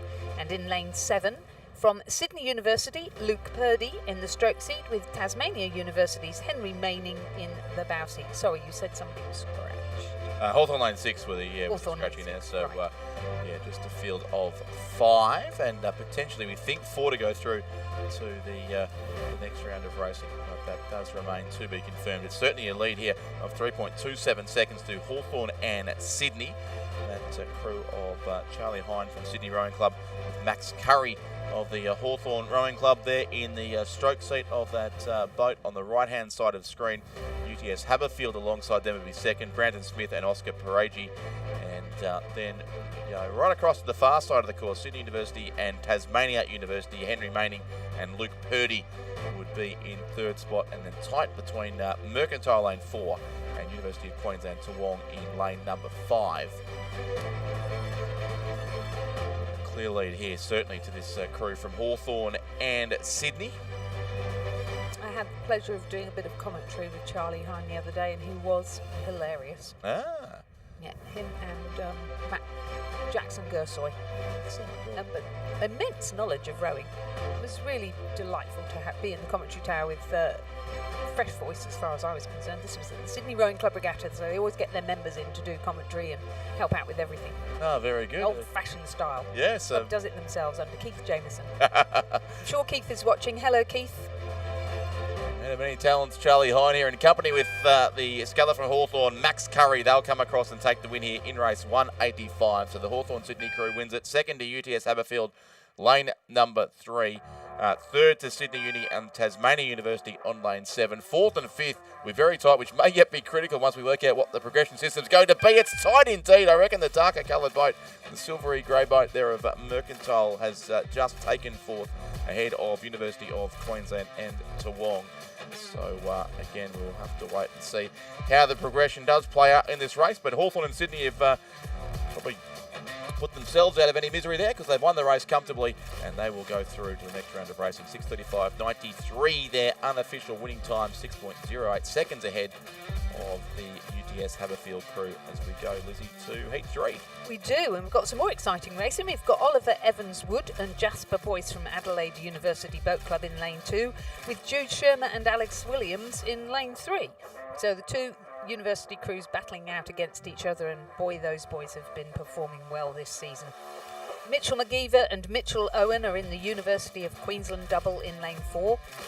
Joshua Hantke and Lachlan Brown are in West Australian Rowing Club double in lane 5. And Jesse Rosen and Cameron Schmidt are in the Canberra double that's in lane 6.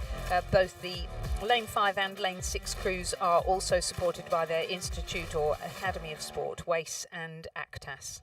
You mentioned rowers who can commentate.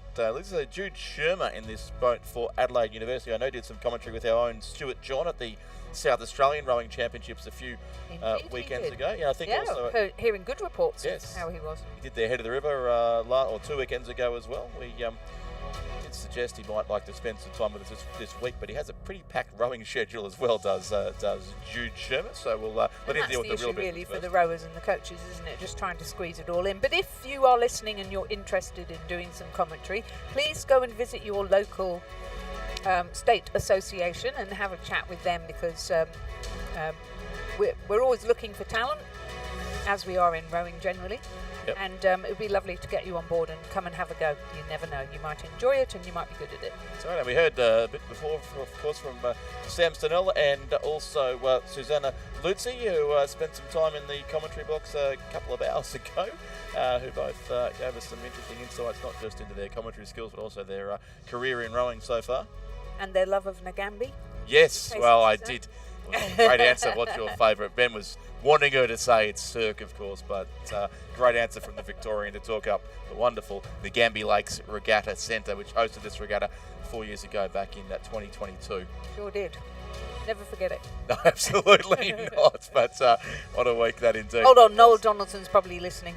He loves Nagambi. Yes, hello, Noel. We all do. But Adelaide University on this side of the course would be our narrow race leaders here. Then University of Queensland racing hard in the middle lanes, and the West Australian rowing clubs. We've got 3 crews lined up across the course, thinking them like only 2 may go through here. The lead is narrowly with the crew on this side from Adelaide University, Evanswood and Boyce. It'll be narrowly, I think, from the West Australians as University of Queensland charge one more time. A half-length win goes to lane 2, Adelaide University, and the West Australian Rowing Club, Hankey and Brown, just hang on the second spot ahead of McGeever and Owen from the University of Queensland.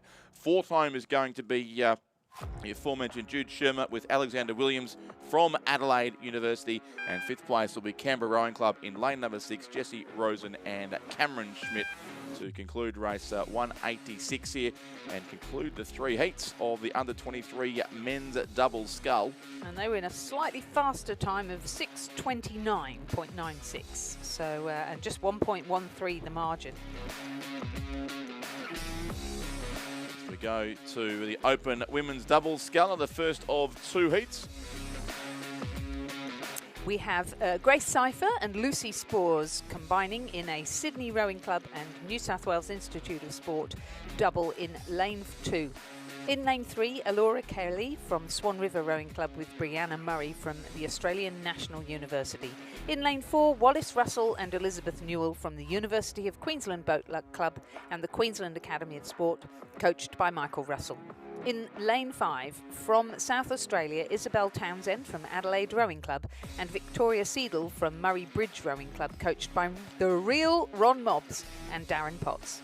In lane 6 from Tasmania University, Jane Hilliard and Amanda Badger. And in lane 7 from Melbourne University Boat Club, Romy Cantwell and Sarah De Ure, coached by Beth Ross. Good combination there from Melbourne University across on the far side of Lake Barrington here. Romy Cantwell is the... Amazing season. Yes. Under 23s. Yes, and the Open Worlds as the well. Worlds, yeah, awesome. As did Sam Sinelli, talking to him earlier today too. He Yes, went also from the under 23. We won a gold medal in under 23 Worlds, and then went to Shanghai to row in the Open Worlds as well. So a number of sort of young scullers performing well in multiple events. Certainly the first time we've sent a para to under 23s, but was it the first year that they ran? Didn't get to ask Sam that question, but we believe that is possibly the case. It I was the should first know, time it was but- held. But yes, you are the Sorry. oracle, Lizzie Chapman of para Really rowing. not. But in any Maybe case, not, Sam, you need to, or Christine, you need to Yes. wise me up on that one. But yes, but yeah, excellent. And of course, Izzy from Radford College yes, that's right. went Yeah, in the women's single. Exactly right. Great to see them there. Yes, and Romy Cantwell, who in this race, of course, won a bronze medal in the Under-23 World Championship in the single scull, and by virtue of her results there, earned herself a spot in the senior team, and then went to race at the Open Worlds in Shanghai as well. So has had a very good season, and a number of wins for her also at the Victorian State Championship Regatta at not at Ngambie, but at Lake Wendouree this year it was. It alternates right. every other year between Ngambie Lakes and Lake Wendouree, the Victorian Championship Regatta. Well, they've certainly got almost a 5-second lead over another well-credentialed crew, Grace Cypher, gold medalist Yes. at the under-23s in the single scull, and Lucy Spores, Olympian from New Zealand and medal winner. So two great crews there leading the pack. The University of Queensland Boat Club crew of Wallace Russell and Elizabeth Newell, who both have been involved in beach sprint rowing at a very high level, now sitting in 3rd position. And we know the progression here, Liz, so we can confirm it's 1st and 2nd through to the final line. So some work to do for that University of Queensland combination. And we can see the Sydney Rowing Club crew there in lane 1 on the camera right now, and in the background you can see the ANU composite of Alora Kelly in the darker colours of Swan River, the dark blue, and Brianna Murray in the lighter blue and dark blue hoops, sitting in the bow seat, ANU. Oh, here we go. Now we can see the whole field. See them all, yes. The bright red there of the Tasmania University Boat Club at the rear of the field too. Adelaide Rowing Club there in the stroke seat of that composite crew with Murray Bridge. Don't often see Murray Bridge racing, especially at Nationals. Yeah, it's Victoria Seidel there from the Murray Bridge Rowing Club with Isabel Townsend of Adelaide University, who's head coached by Ron Mobbs and Darren Potts there. So a composite crew from South Australia, but it's the all Melbourne University combination, experienced combination, coached by Beth Ross here of Romy Cantwell and Sarah De Ure on lane number 7. Who'll take the win here in the first heat of the Open Women's Doubles Scull by about 3 lengths. It will be over Sydney Rowing Club Grace Cypher and Lucy Spores in 2nd place. So the extremities of the course here will move straight through to the final of the Open Women's Doubles Scull to take place on Friday morning. 3rd's going to go to the University of Queensland, Wallace Russell and Elizabeth Newell. 4th then will be that ANU Swan River crew of Alora Kelly and Brianna Murray. 5th, the South Australian composite from Murray Bridge and Adelaide, and 6th place will go to Tasmania University on lane number 6. And the finishing time for our crew from Melbourne University and the Victorian Institute of Sport was 7:14.9, provisional gap of 6.19 seconds back to Sydney Rowing Club. Okay, our second heat is in progress. We've got a composite in lane 2, Emily Shepherd from Sydney University Boat Club and the National Training Centre, and Catherine Kahn from the Australian National University and the ACT High Performance Programme. They are coached by Tom Westgarth and Sam Fennessy. Oh, that would be because Sarah Fard was supposed to be in this double, so that Sam Fennessy is Sarah's coach. Yes. The Toowong composite in lane 3 is Kate Oliver from Tasmania University and Jemima Powell from Toowong, and their coach is Alex Field from Toowong. There is a composite that has withdrawn. That was Sophia Whiteman and Annika Reardon. In lane 5, we've got Melbourne University and Mercantile composite of Freya Axton and Bridget Harwood. In lane 6 from the Australian National University, Sophie Jarrah-Petritis and Jacinta Essam, coached by Nigel Harding. And in lane 7, Sarah Fard from UTS with Tara Rigby of Mossman, both of them N-Swiss athletes, coached by Alfie Young and Sam Fennessy. So Sarah Fard's been substituted out of the lane 2 crew and into the lane 7 crew. For Sarah Tisdall, yes, who I believe is injured at the moment, yeah. So heading through 1,500 metres here, and it is that crew that we just mentioned of Sarah Fard and Tara Rigby. Speaking of experienced and well-credentialed rowers here, Lizzie, on lane number 7, who lead it and lead pretty well over lane 2 there. The other crew that's had the late substitution, now Emily Shepherd and Catherine Kahn, and they would clearly be our top 2 here with 500 metres to race. Uni and Mercantile there in the next position. Freya Axton and Bridget Harwood in lane 5, but almost 10 seconds back behind them.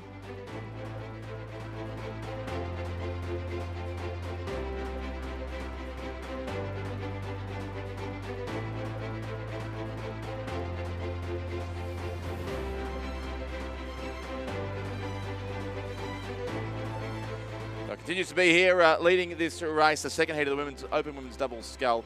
The combination on the far side of the course, Sarah Fard of UTS and Tara Rigby from the Mossman Rowing Club. Crew on screen there is the two Melbourne clubs combined, with Freya Axton and Bridget Harwood in lane number 5, but they would be back in 3rd spot. Second on this side of the course, Emily Shepherd of Sydney University, along with Catherine Kahn of the Australian National University, still comfortably in a qualifying spot as well. Closing 120 or so metres of this race, they now go. Geelong, Tasmania University behind our race leaders, along also with the ANU crew in lane number 6. But again, as it was in the previous heat, it's the extremities of the course doing best, and they will provide our qualifying spots here through to the final of the Open Women's Doubles Scull. So on the far side of the course, it is Sarah Fard and Tara Rigby there in the Mossman colours, who come across and take the win on lane number 7. So the Mossman composite crew does finish in 1st place. Second is Emily Shepherd and Catherine Kahn, and they will be our qualifiers straight through to Friday's final of the Open Women's Doubles Scull. Mercantile Melbourne University in lane number 5 will finish in 3rd spot. 4th will go to Toowong and Tasmania University on lane number 3, and 5th will be the Australian National University on lane number 6, with a few strokes to go for them to complete their race. 7:08.76 the unofficial winning time there, and 7.95 seconds, so a good win indeed to Sarah Fard and Tara Rigby, after we saw Romy Cantwell and Sarah Diure be equally impressive in the first heat of the Open Women's Doubles Scull. And Lizzie Chapman, I'll leave you with it for the next few races, and Chris McCarthy is going to come in to take us through to the end of today's racing. And our next race is number 189 on the programme. It's the first heat of the Open Men's Double Scull. We have 2 heats, with the first 2 to progress through to the final and the remainder to go to a repêchage. In lane 2, we have a composite of Marcus Delamata from Sydney University Boat Club and Mitchell Reinhardt from Adelaide Rowing Club, both of whom are based at the Men's National Training Centre in Canberra. In lane 3, we have Hamish Harding from the Australian National University and Alexander Wolfe from Sydney Rowing Club, both of whom row under Tom Westgarth at the ACT High Performance Programme at the Actas Shed. In lane 4, from Banks in Melbourne, we have James Meads and Nick Ziggeter, coached by Joe O'Neill. In lane 5, we have Dom Frederico from Mercantile and the Victorian Institute of Sport, rowing with Nick Blackman from Adelaide University Boat Club and the Men's National Training Centre, coached by Scott Rowe. And in lane 6, a composite of Cormac Kennedy Leverett from Sydney Rowing Club and Jackson Free from Cand and the National Training Centre, coached by Tom Westgarth and Marcus Free. It wouldn't be a Nationals without the Free family coaching something. I'd love to know when the last Nationals was that there wasn't a one. Free present. I think very long time ago. I want to see that family with a very long and proud history in Australian rowing, and Jackson Free doing a great job teaming up with Cormac Kennedy Leverett. Cormac Kennedy Leverett won the first heat of the Open Men's Single Scull earlier on today, and Jackson Free, who was second after a tight battle in one of the subsequent heats earlier on today. And crew would be one of the form favourites for this event. 2 heats to get underway, and some serious talent from our national team and the people who are seeking to make their way onto the national team on display here. And out of those, and the combination here of Cormac Kennedy Leverett, representing Sydney Rowing Club, and Jackson Free, who just cruising across the line in a 6:32, is certainly a pretty handy time. Wow. Very little amount of effort they look to be putting in the closing stages of that one. The Adelaide Uni and Mercantile crew, Dom Federico from Mercantile, Nick Blackman from Adelaide Uni and the NTC, running in 2nd place. And then it is... Hamming it up for the crowds. Thanks, guys.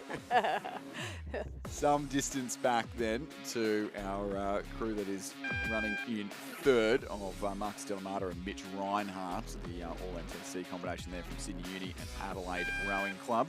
And we'll have to race the repechage, as will Hamish Harding and Alex Wolf from the ACT High Performance Centre. And the Banks combination of Nick Zigata and James Meads.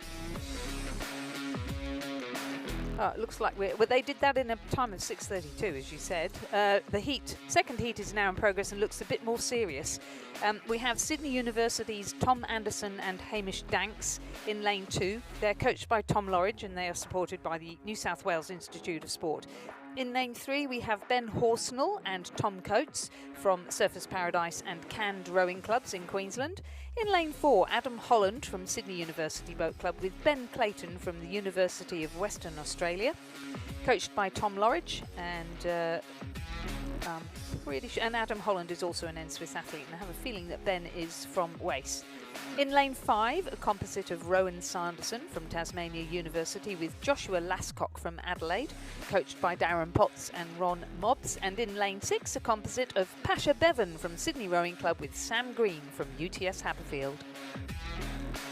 As we mentioned, a number of people at the national training centres, and also a number of people sort of seeking to be there in the near future, and that's what we're seeing in here in this second heat. Tom Anderson and Hamish Danks leading Pasha Bevan, and Sam Green leading Adam Holland and Ben Clayton. Those top 3 only separated by a couple of seconds, and I think all 6 of those athletes would think they have futures at the Reinhold Bacci National Training Centre. Rowan Sanderson and Joshua Lascock from Adelaide and Tasmania University running in 4th place. And the Canned Surfers Paradise crew, Ben Horsnell and Tom Coates. Tom Coates, who is the Filippi rep, one of our partners here at the Australian Rowing Championships, and is the Filippi rep for their Queensland customers. But you can see on the screen there, that is the combination from the University of West Australia and the Sydney University Boat Club. Adam Holland from Sydney University Boat Club, the South Australian, and Ben Clayton from the University of Western Australia. They're currently trailing the all-Sydney University combination of Tom Anderson and Hamish Danks, the Shaw and Newington Old Boys respectively. Hamish Danks has had a cracking last few weeks. Mentioned earlier in the day's racing, won the New South Wales Sprint Eliminator for $10,000 in cash. I'd love to know, I made the joke already, but I'd love to know if there was a business class flight on the way down here. I'm pretty sure there wasn't, and the 2 of them are sharing a very small room where they are.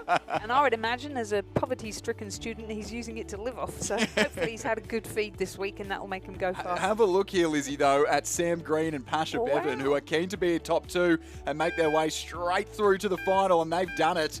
Have Sam Green and Pasha Bevan, and they have overturned the University of West Australia and Sydney University composite. A great sprint finish there, and at 6:30, even quicker in the second heat, the Open Men's Double Scull. And Pasha Bevan and Sam Green. Pasha Bevan had a great row. Both of them have had a couple of great rows in recent weeks, and great performance from them to get their way through to the final. And repechage will await Adam Holland and Ben Clayton, as will Rowan Sanderson and Joshua Lascock.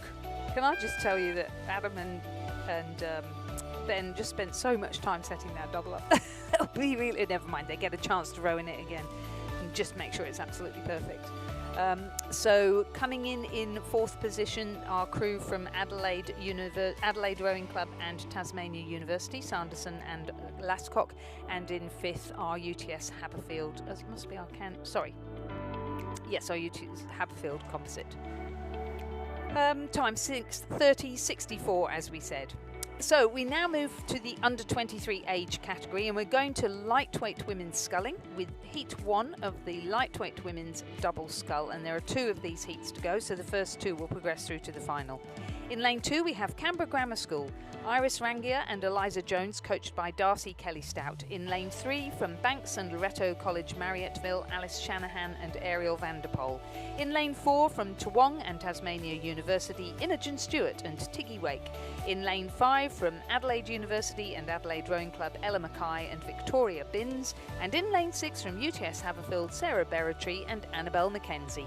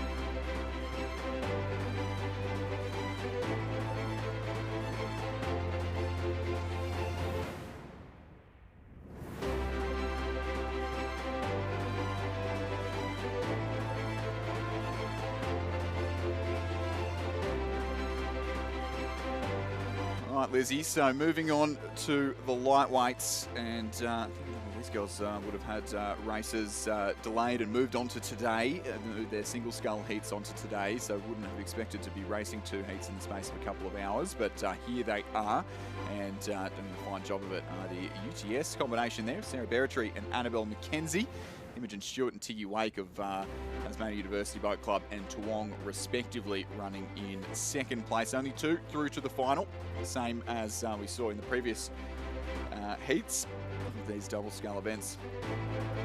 So in some way back to the Adelaide University Adelaide combination of Victoria Binns from Adelaide Uni and Ella Mackay from Adelaide Rowing Club.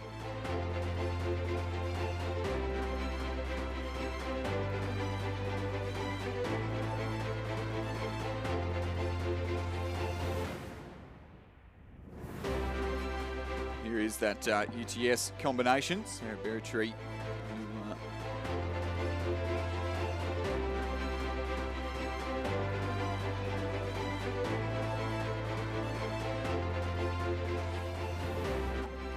this UTS combination taking their final few strokes to the line. They're being challenged in the closing strokes. Imogen Stewart and Tiggy Wake from Tasmania University and Toowong made up a good amount of ground, about almost a length in the last 500 metres, but not quite enough for UTS to cross the line first. So we were just confirming amongst ourselves, so that UTS combination, Sarah in the bow seat, the reserve for the Victoria Cup crew for New South Wales, and Annabelle in the stroke seat, rowing in that event, I think for the first time. She may have rowed in that last year. I'm not sure, she's very young, isn't she? So, yeah, very neat. Well done, UTS. New South Wales crew for the Victoria Cup. I'm very keen to see how it goes. It'll be a very interesting event, as it always is. So UTS Haverfield and then the Toowong Tasmania University combination progressing through to the final. Adelaide Uni Adelaide and then the Canberra Grammar combination will have to fish again in the repechage, as will the last crew to cross the line here, the Banks and Loretto Marriotteville combination. Ariel Vanderpoel, who has had a few races down the course already today, as has Alice Shanahan from Loretto Marriotteville. Oh, I hope they've got plenty of kit. They're probably a bit wet. The UTS Haverfield crossed the line in a provisional time of 7 minutes 43.39, and it was just 1.61 between them and Imogen Stewart and Tiggy Wake. So they'll progress through to the final, the rest to the repechage in Heat 2, which is now in progress. We've got a composite in lane 2, crew of Millie Campbell from Cand Rowing Club with Neve Tierney from Sydney Rowing Club, coached by Lachlan Carter and Charlie Betts. In lane 3, Isabella Utley from the University of WA and Alice O'Toole from Toowong, coached by Roland Warren and Alex Field. In lane 4 from WA, the Swan River Rowing Club crew of Elizabeth Moss and Elsie Griffith, coached by Mark Beer and Neville Kempton. In lane 5, a composite of Jasmine Axman-Friend from North Esk and Ruby Gray from the Australian National University, coached by Trevor Barrett and Nigel Harding.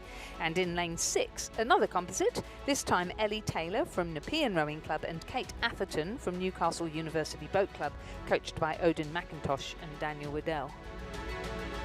Ellie is also in our and Neve, so we've got two more. Yeah, so we're talking about that New South Wales combination, and yeah, Neve Tierney in the Sydney Cairns composite, so it's currently running third, is in that Vic Cup crew. She, of course, the previous winner of the Victoria Cup back in 2024 was Neve Tierney, while she was still at school at Loretto Normanhurst, who did row in the Coxed 4 earlier on today. Very excited to see that under 17-8 on the water, and Ellie Taylor racing for Nepean Rowing Club there, and she'll race in the New South Wales Victoria Cup, and then Kate Atherton from Newcastle University will race in the Tasmanian Victoria Cup. Oh, will she now? So right. lots of we start to get into these lightweight races, and we start to try and read as much as we can into them for the interstate races.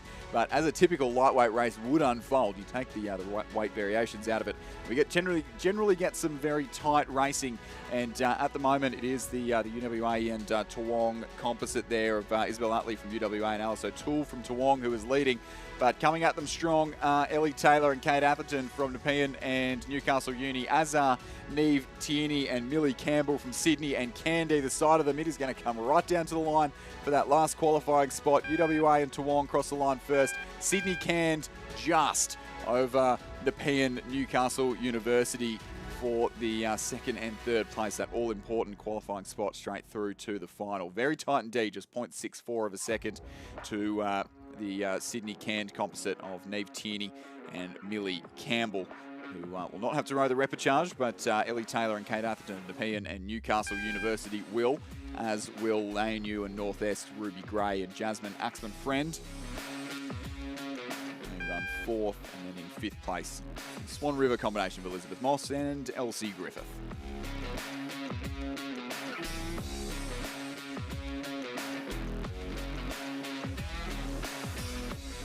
So back on the course, we have got the quarterfinals now of the under-19 women's single scull. The first four will progress through to the semi-final, and the remainder will be eliminated from the event. So a long progression process that they've had with the under-19 women's single scull. There's a lot of nerves here because we're now getting down to the final few, and the quality of the field is awesome. In lane 1, we have the very talented Roxana Brown from Newcastle Grammar School, who is coached by Jack Hanley and Jenna Order. In lane 2, we have from Canberra Grammar School, Addison Perry, who's coached by Darcy Kelly Stout. In lane 3, from Mercantile, Violet Whithouse, coached by Jane Robinson. In lane 4, from Carrum Rowing Club, Molly Sawyer, coached by Drew Holman. In lane 5, from Mossman Rowing Club, Eloise Stevens, coached by Alfie Young, Rowena Meredith and Joshua Hewitt. In lane 6, from Yarra Yarra Rowing Club, Sadie Schlitt, who is coached by David Orchard. In lane 7, from the Armadale School, Isabel Coddington, coached by Marty Inglis. And in lane 8, from Sydney University Boat Club, fresh from across the ditch, the Dutch, Sophie Jones, who's coached by Alan Bennett and Philip Bourguignon. I think it's perfectly fine to poke fun at Kiwis. It's the friendly rivalry. I don't think it's upset anyone too much out here.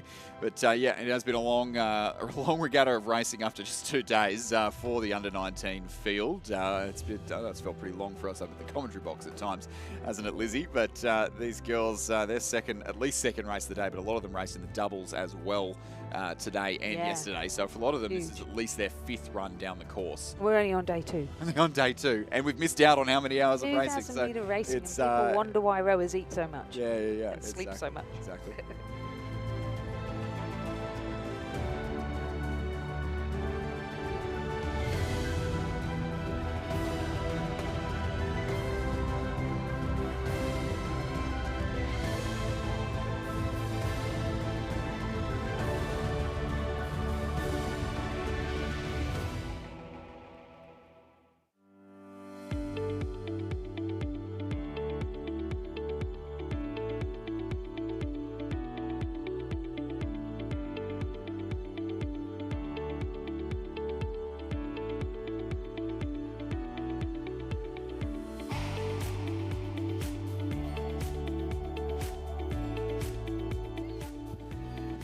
So this first quarterfinal, so as we mentioned, a brutal round of racing. 4 quarterfinals, as it should be with quarterfinals. It'd be weird if there was 6, wouldn't it, Lizzie? But even numbers only here. And Eloise Stevens, which we wouldn't be surprised by, who won her heat, did she win a repechage or heat earlier this morning? I thought we saw her earlier on this morning because I thought we heard her. Might have been in a double this morning. In fact, I would imagine she would have won her heat, Eloise Stevens. In fact, she won the first heat in this event way back yesterday morning. Feels like a very long time ago, and won it reasonably convincingly over Maddie McLaughlin from Surfers Paradise, who is in one of the subsequent quarterfinals. But Eloise Stevens there in the Mossman colours, and leading by just over a boat length from Violet Whithouse from Mercantile Rowing Club, just the lane separating them there. The Mercantile Sculler in lane 3. Sadie Schlicht putting another Victorian up in the top 3 there. The Yarra Yarra Sculler, and then Addison Perry from Canberra Grammar in 4th. Isabel Coddington from the Armidale School will be throwing everything at it in the closing strokes, and indeed she is, to try and get into the top 4. 1, 2, 3 and 4 through to the semi-final tomorrow morning in the under-19 women's single scull. And at the moment, it looks like Eloise Stevens from Mossman Rowing Club is going to have a fairly easy time of it, as is Mercantile's Violet Whithouse and Yarra Yarra's Sadie Schlicht. So Eloise Stevens crossed the line there in a slightly quicker time than she won the heat in yesterday morning. Still beautiful conditions here. Mercantile, then Yarra Yarra. The interesting one's going to be for 4th, the last qualifying position going the way of Canberra Grammar's Addison Perry in lane number 2. The Armidale School's Isabel Coddington will just miss out at this stage of racing. Sophie Jones in 6th, Molly Sawyer in 7th, Roxana Brown from Newcastle Grammar, not Newcastle Rowing Club, as she was rowing in the colours of earlier on this afternoon, in 8th place. And provisional time for Eloise Stevens was 8 minutes 13.43, winning by a nice big margin there. Now our second quarter-final is in progress, with University of Queensland Boat Club sculler Yo-Yo Wang in lane 1, coached by John Pettigrew. Fremantle's Briar Froud in lane 2, coached by Xavier Ronda and David Van Das. From UTS Haberfield, Bella Henderson, who also was Armidale School. She's coached by, Armidale School, coached also by Marty Inglis and Sam Fennessy. In lane 4 from Mossman Rowing Club, Elise Coates, coached by Alfie Young, Rowena Meredith and Josh Hewitt. In lane 5 from Toowong, Zoe Ball, coached by Alex Field, Simon Daly and Hamish Cooney. In lane 6 from Canberra Girls Grammar School, Charlotte Bowen, coached by Kaz Pipers and Mark Prater. In lane 7 from Genesis Christian College in Queensland, Pia Muller-Croft, coached by Ray Smith. And in lane 8, also from Canberra, Radford College, Hannah Kosh, coached by Oscar Willink, Claudia Kendall and Gordon Marks. Could be another good result here for Mossman Rowing Club, with Elise Coates here leading quite comfortably once again. So Elise and Eloise, definitely the top 2 scullers in that program in recent months, even recent years. And those 2 leading the first 2 heats. Saw Elise's dad, Ian, earlier on today. Said he was loving the coverage. Doing a little bit of coaching at Loretto Normanhurst as well is Ian Coates. But Elise leading very comfortably there from Isabella Henderson from is in the UTS Haberfield Zooty here, but sometimes in the Armidale Zooty, and I'm not sure if she is wearing the bright yellow bucket hat, which we've seen. Not if she's at UTS, she couldn't No, not wearing the bright yellow bucket hat. But look, she is sculling so beautifully. She is so strong. Yep. And you know, they've just got such a great stable of athletes, and a big shout out to their coach Marty Inglis, who can't be with them this week. And I know he really wishes that he could be here, so there's been a bit of help there from our friend Ollie Klotz to help the Armidale girls make sure they're all okay here. And of course, Bella's got Sam Fennessy as her UTS coach too, and what a great job he's done with this talent. And does a great job on Instagram documenting the journey along the way, or Oars to Dreams, or to Dreams, or Oars to Dreams. I can't remember quite which one, but check out both on Instagram for Isabel Henderson's journey down from the northwest of New South Wales, the New England area of Armidale, but just trailing Elise Coates at the moment, and Charlotte Bowen running in third. Charlotte Bowen from Canberra Girls Grammar was a part of their Henley quad last year, the national championship, winning quad at here on Lake Barrington in a very successful morning that was for schools from the Australian Capital Territory. The Bad Mean Green Machine was triumphant in the schoolgirls Cox quad, and she'll be back to defend that title, but a crack at the under-19 single before she gets there. There is Elise Coates, who has led this race pretty much start to finish, as she's led many a race this season, and doing a fantastic job in the Mossman colours. Fourth at the moment, running fourth at the moment, who we have neglected to mention a little bit, is, well, we'll get an update as they come across the line, but Elise Coates first, Isabella Henderson from UTS Haberfield in second. Third will go the way of Zoe Ball from Toowong, and Genesis Christian's Pia Muller-Croft in fourth place. And those fourth will be through to the semi-finals. Bria Froud from Fremantle in fifth. Over on the far side of the course, Ranford College's Lily Soderblom in sixth place. And the University of Queensland's Yo-Yo Wang in seventh.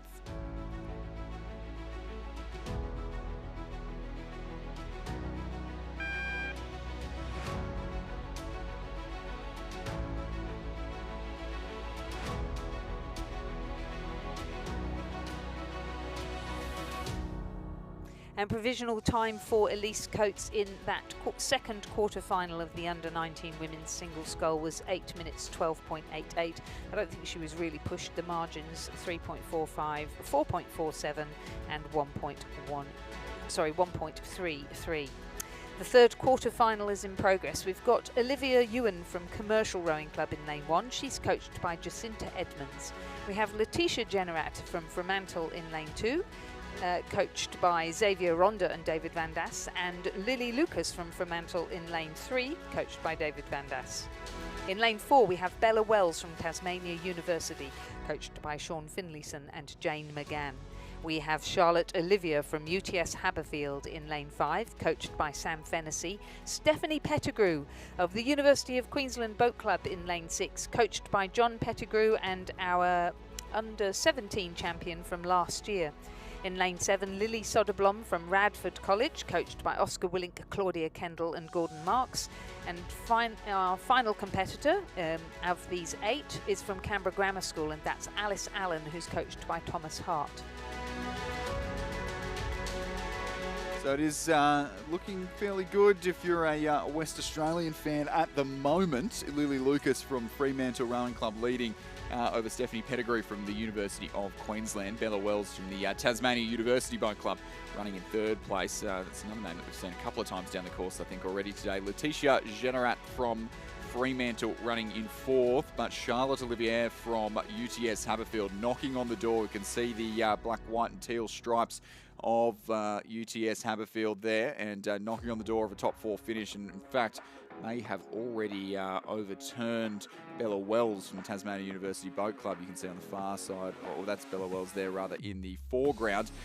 So still certainly Lily Lucas leading, Bella Wells just holding on to second, and then the Radford sculler there. We're getting all University of Queensland Stephanie Pettigrew rather, and we can see Charlotte Olivier, who she won one of the heats actually, didn't have to row the repechage as many of the girls in this race did, and so maybe now just a little while off the pace, but seems to have dispatched with Radford's Lily Soderblom, and trying to get a read on exactly where Letitia Generat from Fremantle is on the near side of the course, so it's going to be very difficult to call.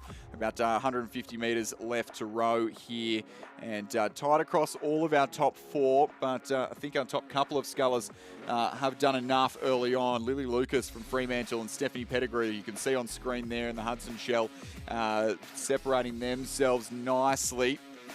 Or Bella Wells from the Tasmania University Boat Club right up there as well. So those top 3 moving clear of the race for the last qualification spot. Is it going to be 2 Fremantle crews in the top 4?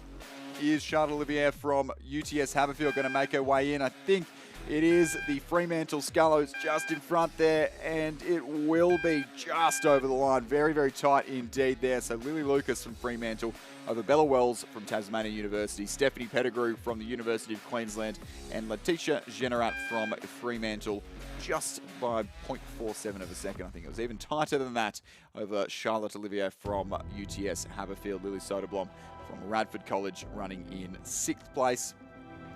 And she'll be followed by commercials Olivia Ewan.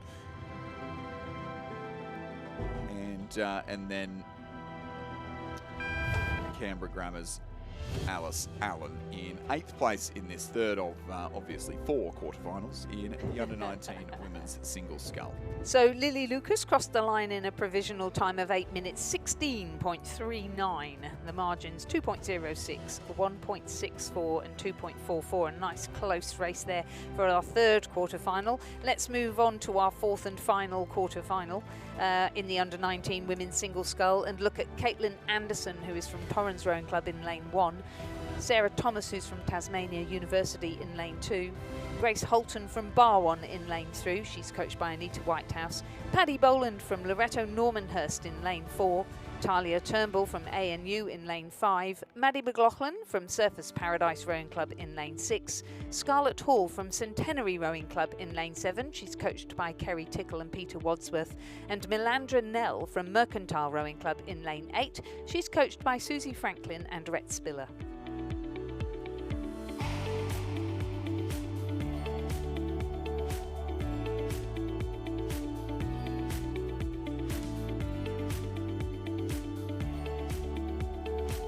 So our last quarter-final, and it'll be a fairly tight turnaround, won't it, Lizzie, to the semi-finals tomorrow morning. I mean, they've had 2 races in a day already, but you know, it being one of the last races of the day, and then it'll be one of the first races of the day. You assume it'll probably be the fourth event or third event of the day.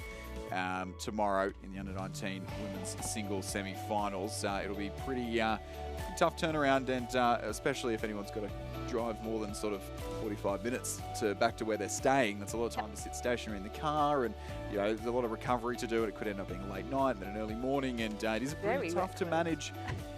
Yeah, and it's very tough to manage, especially if you do have a tight race, which looks like a few of these girls could be on for at the moment. So Grace Holton from Barwon Rowing Club, you can see the stripes of Barwon, the blue rigger there in lane 3 at the bottom of your picture.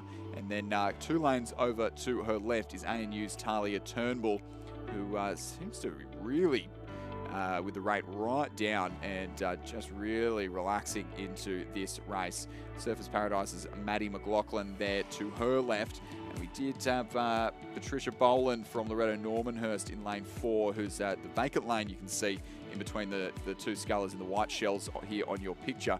But just a little bit out of this picture, but still running in the top 4 and some way clear of Scarlett Hall from Centenary at this stage. So I would anticipate, Lizzie, because we know that Paddy Boland is the fastest under-21 sculler in New South Wales, judging by the small boats regatta. I would say that Paddy Boland is just cruising along here because she's already had 1 race today. It was a pretty tough race in the under-19 Coxed 4, where they came second and did like a 6:32 or something crazy quick for Loretto Normanhurst, and she's back out in the water just a couple of hours later, and I reckon she's just cruising along there. And but Barwon's Grace Holton is taken an early lead and moved away in this field from Talia Turnbull. It will be the Victorian to take the win in the last quarterfinal, Grace Holton from Barwon Rowing Club. Talia Turnbull from the Australian National University runs in 2nd place. And then over in the lane over to her left is Maddie McLaughlin from Surfers Paradise Rowing Club. And then it is Paddy Boland from Loretto Normanhurst, who runs 4th, and I think was just cruising, Lizzie, because she hasn't even stopped, and she might have to have a look around because people in front of her have. But Scarlett Hall 5th, Sarah Thomas 6th, Melandra. She heard you. Melandra Nell from Mercantile in 7th, and Torrens Caitlin Anderson there in 8th place. A provisional time for Grace Holton of Barwon, 8 minutes 14.39. Coming into Jen Horton is Paddy Boland. Yes, she's rowing in the Jen Horton, isn't that lovely? They look a little bit alike. I wonder if Jen is watching from over there in the UK where she's involved in esports. So that was our final quarter-final for the under-19 women's singles scull. So all of the first 4 from each of those races through to the semi-final, and everybody else can go and put their boats back on the trailer and pay attention to the other events that they are in. We're going to move now to the under-19 men's single scull, and we have quarter-finals in this as well, 4 of them, and again the first 4 progressing through to the semi-final.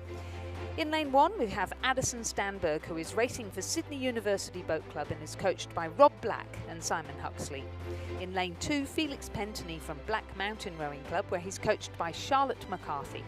In lane 3, Rory Parker from St Augustine's College, coached by Amos Noon and Judith Ungemach. In lane 4, Alex Lamprey, he's representing St Virgil's College and he's coached by Jacob Crow and Lee Gray. In lane 5 we have Ewan Humphreys from Mossman Rowing Club, where he's coached by Alfie Young, Rowena Meredith and Josh Hewitt. In lane 6 from Mossman Rowing Club, Floris Elias. In lane 7 from North Esk Rowing Club, Jasper Twitchett, coached by Trevor Barrett. And in lane 8 from Manning Valley Anglican College, Oliver Sampson, coached by Murray Doust. Lizzie, I'll just point out that we're talking about tight turnarounds and managing yourself and all the rest of it. But Talia Turnbull, who was racing in that last quarterfinal, just 45 minutes earlier, had raced her way through the heats and into the final of the under-23 women's double scull, turned around and got herself through the semi-finals of the under-19 women's double scull. A big thank you to Alex Moylan for the tip there.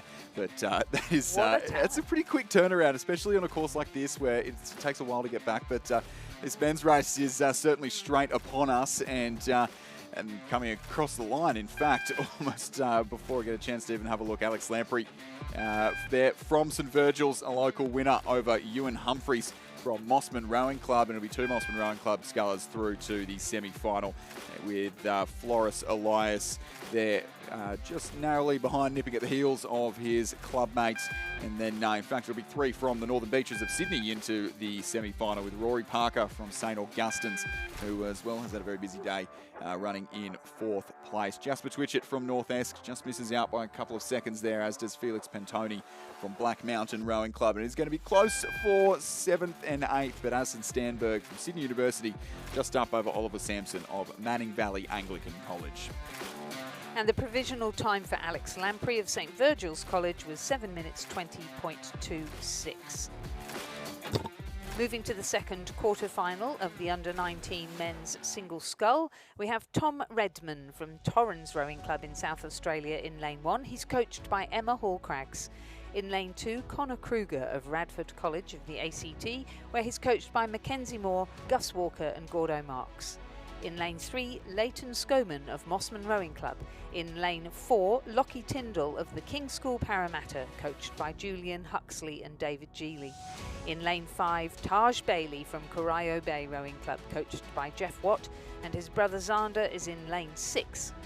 In lane 7, another rower from the King's School Parramatta, Lockie Rogers, again coached by Jules Huxley and David Geely.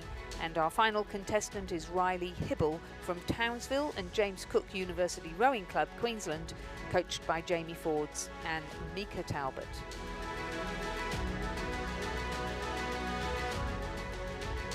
It's Mossman again. It is Mossman again, somewhat unsurprisingly there, of Leighton Showman, who's had a great showing over the last couple of weeks, and I'm sure the 2 Kings boys might be too pleased to have drawn each other in this quarterfinal, but I think it'd be great for those boys. It's going to be the 2 Kings boys versus the 2 Bailey brothers. How about this for some cinema in your for your evening racing here at the Australian Rowing Championship? So Leighton Showman clear ahead of Lockie Tyndall from Kings, who in turn is clear of Xander Bailey, but then his brother Taj right on his heels, 0.13 of a second, and then 0.14 of a second back to Lockie Rogers from the King's School. And Connor Kruger from the Radford College is not out of it either, only 1.5 seconds behind at the 1500 metre mark. So we have 1, 2, 3, 4 scullers, 5 scullers I'd say even, competing for 3 spots in the semi-final of the under-19 men's single scull. Leighton Showman's probably counting his not his lucky stars, but certainly very glad of the effort he's put in the very early stages of this race. He's mostly clear, just over a length clear of that battle. I'd say Lockie Tyndall's probably going to be safe as well, who that we can see that's Lockie Rogers that we could see on the left there, and then is the first of the cryo-base sculls, Xander Bailey, then Taj Bailey, that's Lockie Tyndall there, and Ewan Humphreys in the prawn colours, the white and red of Mossman Rowing Club. I think those will be our top 2, Ewan Humphreys, and then it'll be Lockie Tyndall. But what order is the 2 Bailey brothers and Lockie Rogers going to cross in? It is stroke for stroke here, and I think it's going to be so Showman, Tyndall, and it is going to be the 2 Bailey brothers. Of what order they crossed in, I have no idea. We've got Xander, then Taj, and then Lockie Rogers just on the surge, just missing out by less than half a second there in the final strokes of the race. Connor Kruger from Radford couldn't quite hang with the finish line sprint there of our leading 5 crews. What a finish in this quarterfinal. This is what the quarterfinals are bringing us, Lizzie. The semi-finals are going to be edge of your seat action. And as Riley Hibble there from Townsville JCU rounds out race number 198.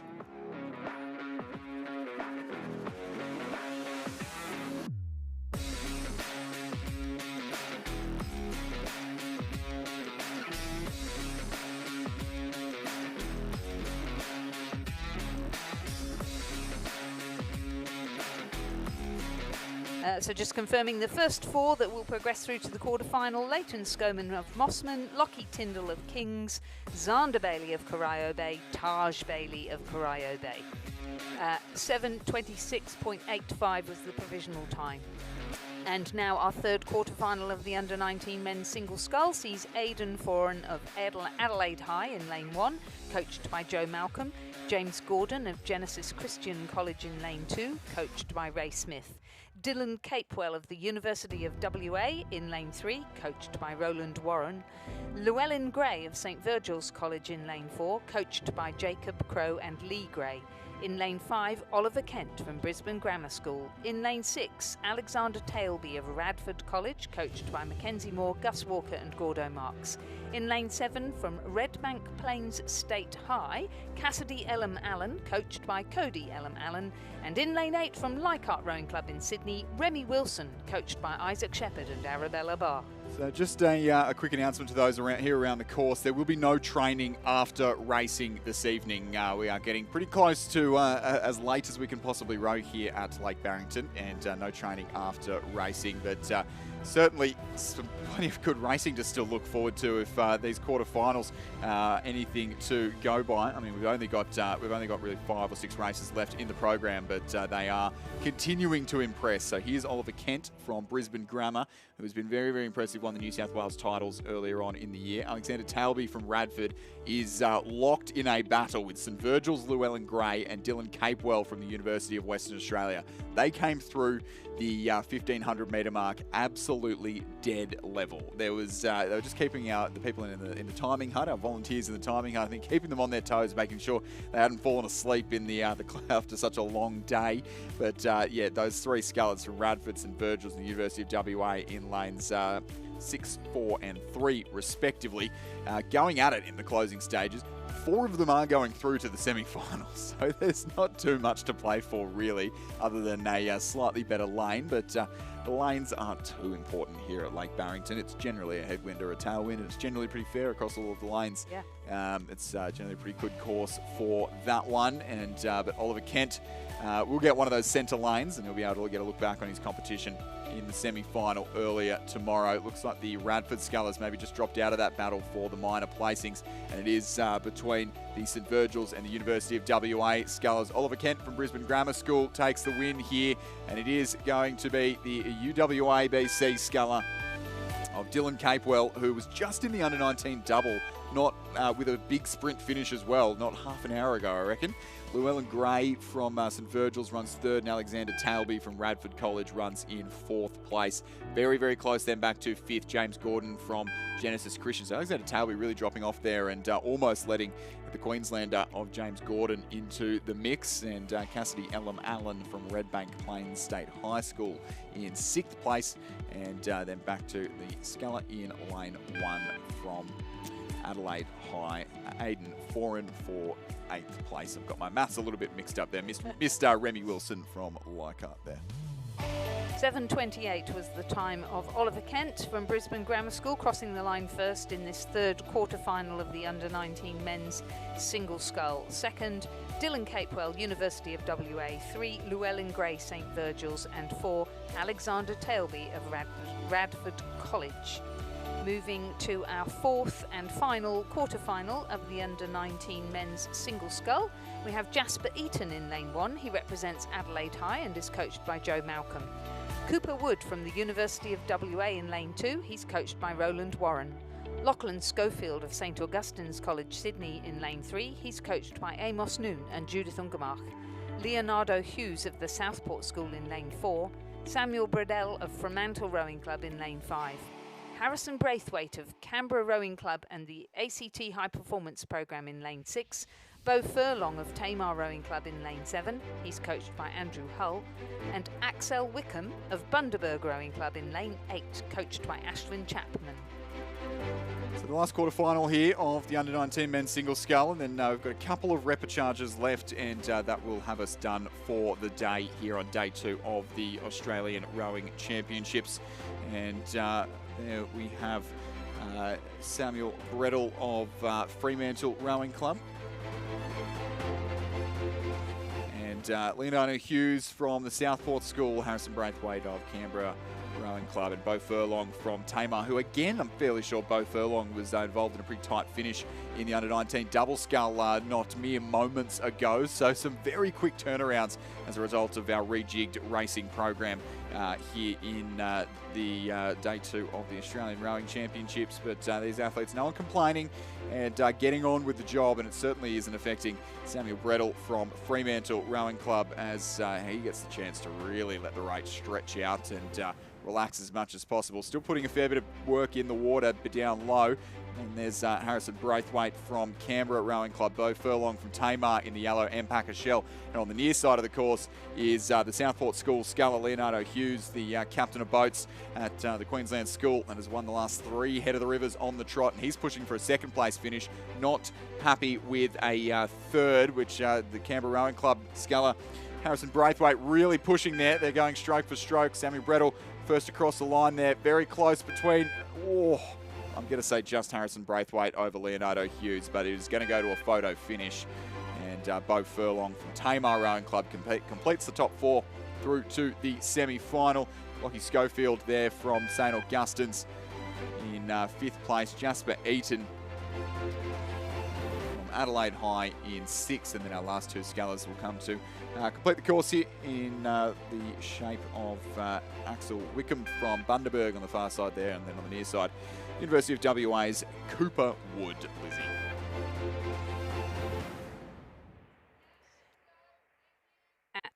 And 7:24 was the time for Samuel Bredel there. Oh, how exciting with that photo finish. So we don't know what the margin is, but we certainly know who's going through and the time in which they did it. 7:24.86. Right, we have now the repechage of the under-21 lightweight women's single scull. The first 4 will progress through to the semi-final, and the remainder will now get knocked out of the event. From Banks, in lane 1, we have Ariel Vanderpoel, coached by Glenn Fishman. In lane 2, Zoe Brooks from Tasmania University, coached by Jane McGann. In lane 3, Poppy Page from Hawthorn Rowing Club, coached by Jackson Morrish and Tristan Krispevsky. In lane 4, Ella Mackay from Adelaide Rowing Club, coached by Ron Mobbs and Darren Potts. In lane 5, Elsie Griffith from Swan River Rowing Club, coached by Mark Beer, Neville Kempton and David Morrich. In lane 6 from Adelaide University, Victoria Binns. In lane 7 from Toowong Rowing Club, Matilda Dammers, coached by Alex Field, Simon Daly and Hamish Cooney.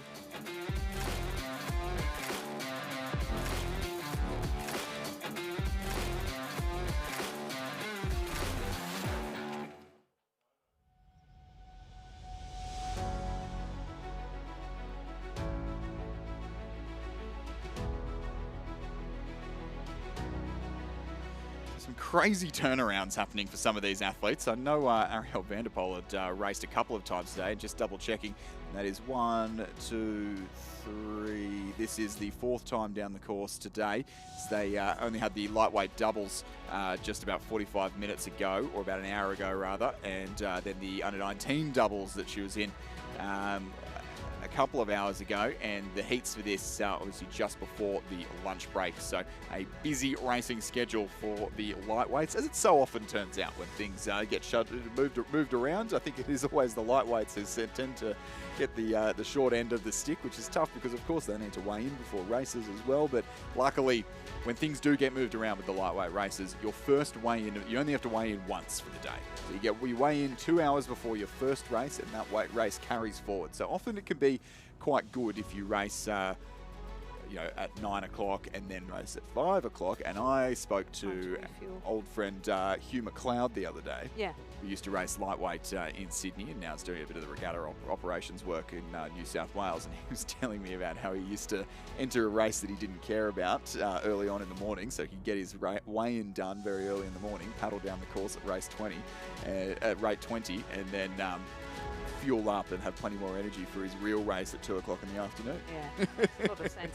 It is gaming the system. I'm not sure how Sport Integrity Australia would feel about it. Yeah, lightweights, we have sympathy for the lightweights. 100% we do. And respect, huge respect. That is massive. And they're racing 2,000 metres every time as well, which is no mean feat. Are you suggesting, Lizzie, that lightweights shouldn't race 2,000 metres? Oh, no, not at all. Not at all. What I'm saying is, because I would support that. I would support that proposal when I was rowing. I think I would have agreed. Well, back to the racing though. Matilda Dammers from Toowong Rowing Club. She's doing a great job, isn't she? Out there, 0.31 of a second over Ella Mackay, but she's hanging on in there. Ella, who represents Adelaide Rowing Club and is in lane 4, but Matilda sitting there in lane 7, being able to look across at the other competitors. You can see on your screen there the colours of Adelaide Rowing Club. Yep, the colours of Adelaide Rowing Club, yes. Swan River next to her. As long as you weren't going to say the colours of the Adelaide Football Club, Lizzie, because we are told they are very slightly different. Oh, thank you. I did not know that. Still pretty stunning, whatever they are. Yeah. Good to see Victoria Binns back racing for Adelaide University, I must say. And Stuart was telling us earlier on that it's an anniversary of the women's participation. I think it's in university rowing there. I'm sure Joe Malcolm will tell us. 100? I don't think it's 100. I think it's 50. It might actually be less, but it is an anniversary of having women rowing at the Adelaide University Boat Club, and so the Adelaide University Zooty, which is traditionally just black and white, it's now black and white with some pink piping around the edges of the edges of the Zooty there, and looking splendid is the whole club. They've been sporting those Zooties all season, and we're just seeing Ella Mackay from Adelaide Rowing Club has really made a charge for the line here in this repechage. It is I've lost the draw from in front of me to triple check what so we've got the first 4 through to the semi-final, and Ella Mackay is now going to cross the line first. She was sitting in second behind Matilda Dammers. Matilda will take second place, so she'll go through anyway. We were talking about the Victorian crew. We've got Elsie Griffith from Swan River in 3rd position, and I think it will be Victoria Binns from Adelaide University, it will be, who will take out 4th and carry on through to the semi-final race, which is tomorrow. Dropping out of the event now, Poppy Page from Hawthorn, who took 5th position.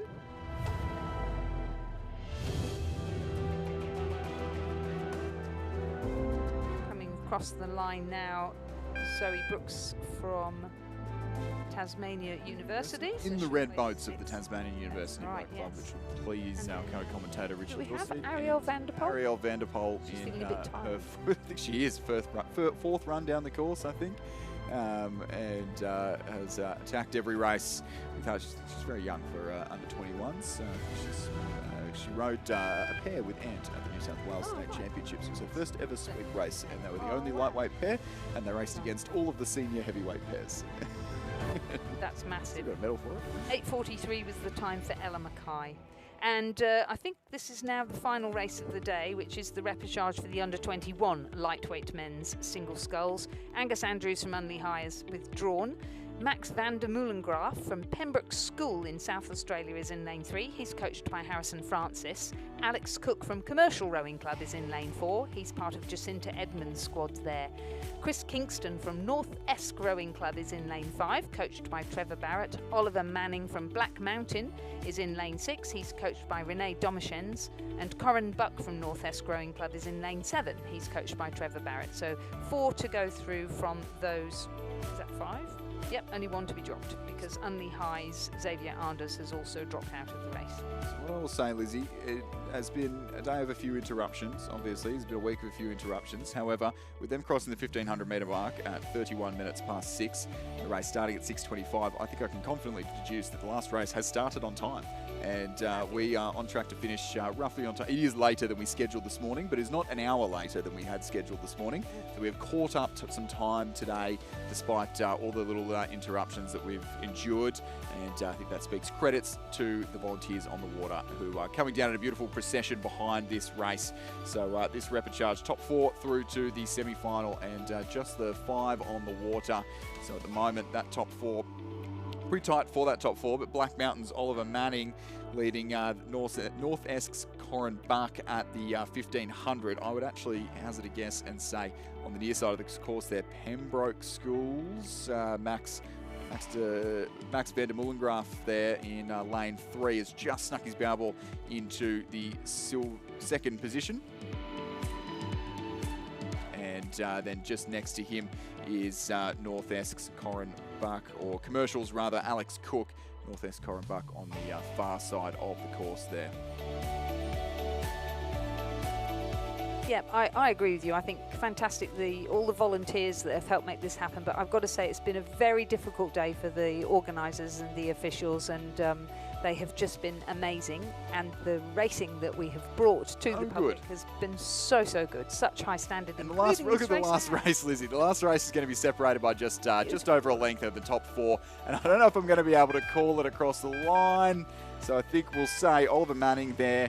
And as we come across Oliver Manning there, who I think was first across the line, Max van der Meulengraaf was second across the line there, Alex Cook from Commercial in 3rd, and Corin Buck from North Esk in 4th place, second North Esk sculler of Chris Kingston in lane 5 will finish in 5th place, will not progress through to the semi-final of the under-21 lightweight men's single scull, as all our volunteers, boat race officials and lifeguards make their way down towards the finish line to conclude a very long, very busy but day of racing that we got there in the end, Lizzie. Quite a memorable day of racing, indeed. We started off with the repechages of the under-17 women's single scull. We progressed through under-19s, under-21s, under-23s, opens.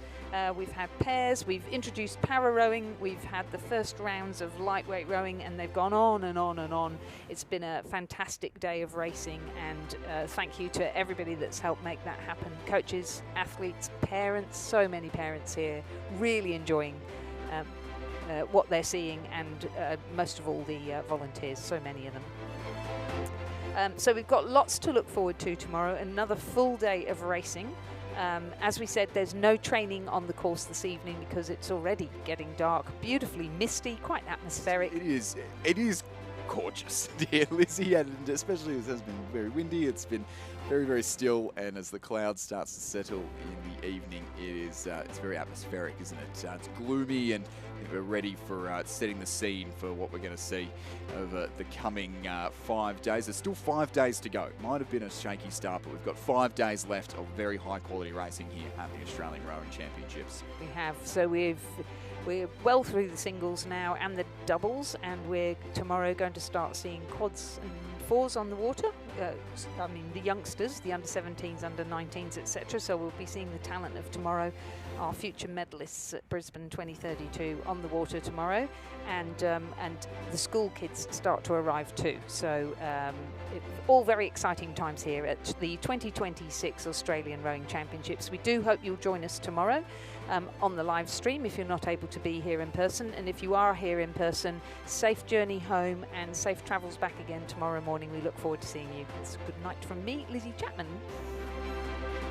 and good night from him, Chris McCarthy. Good night from me, Chris McCarthy. Sorry, Lizzie.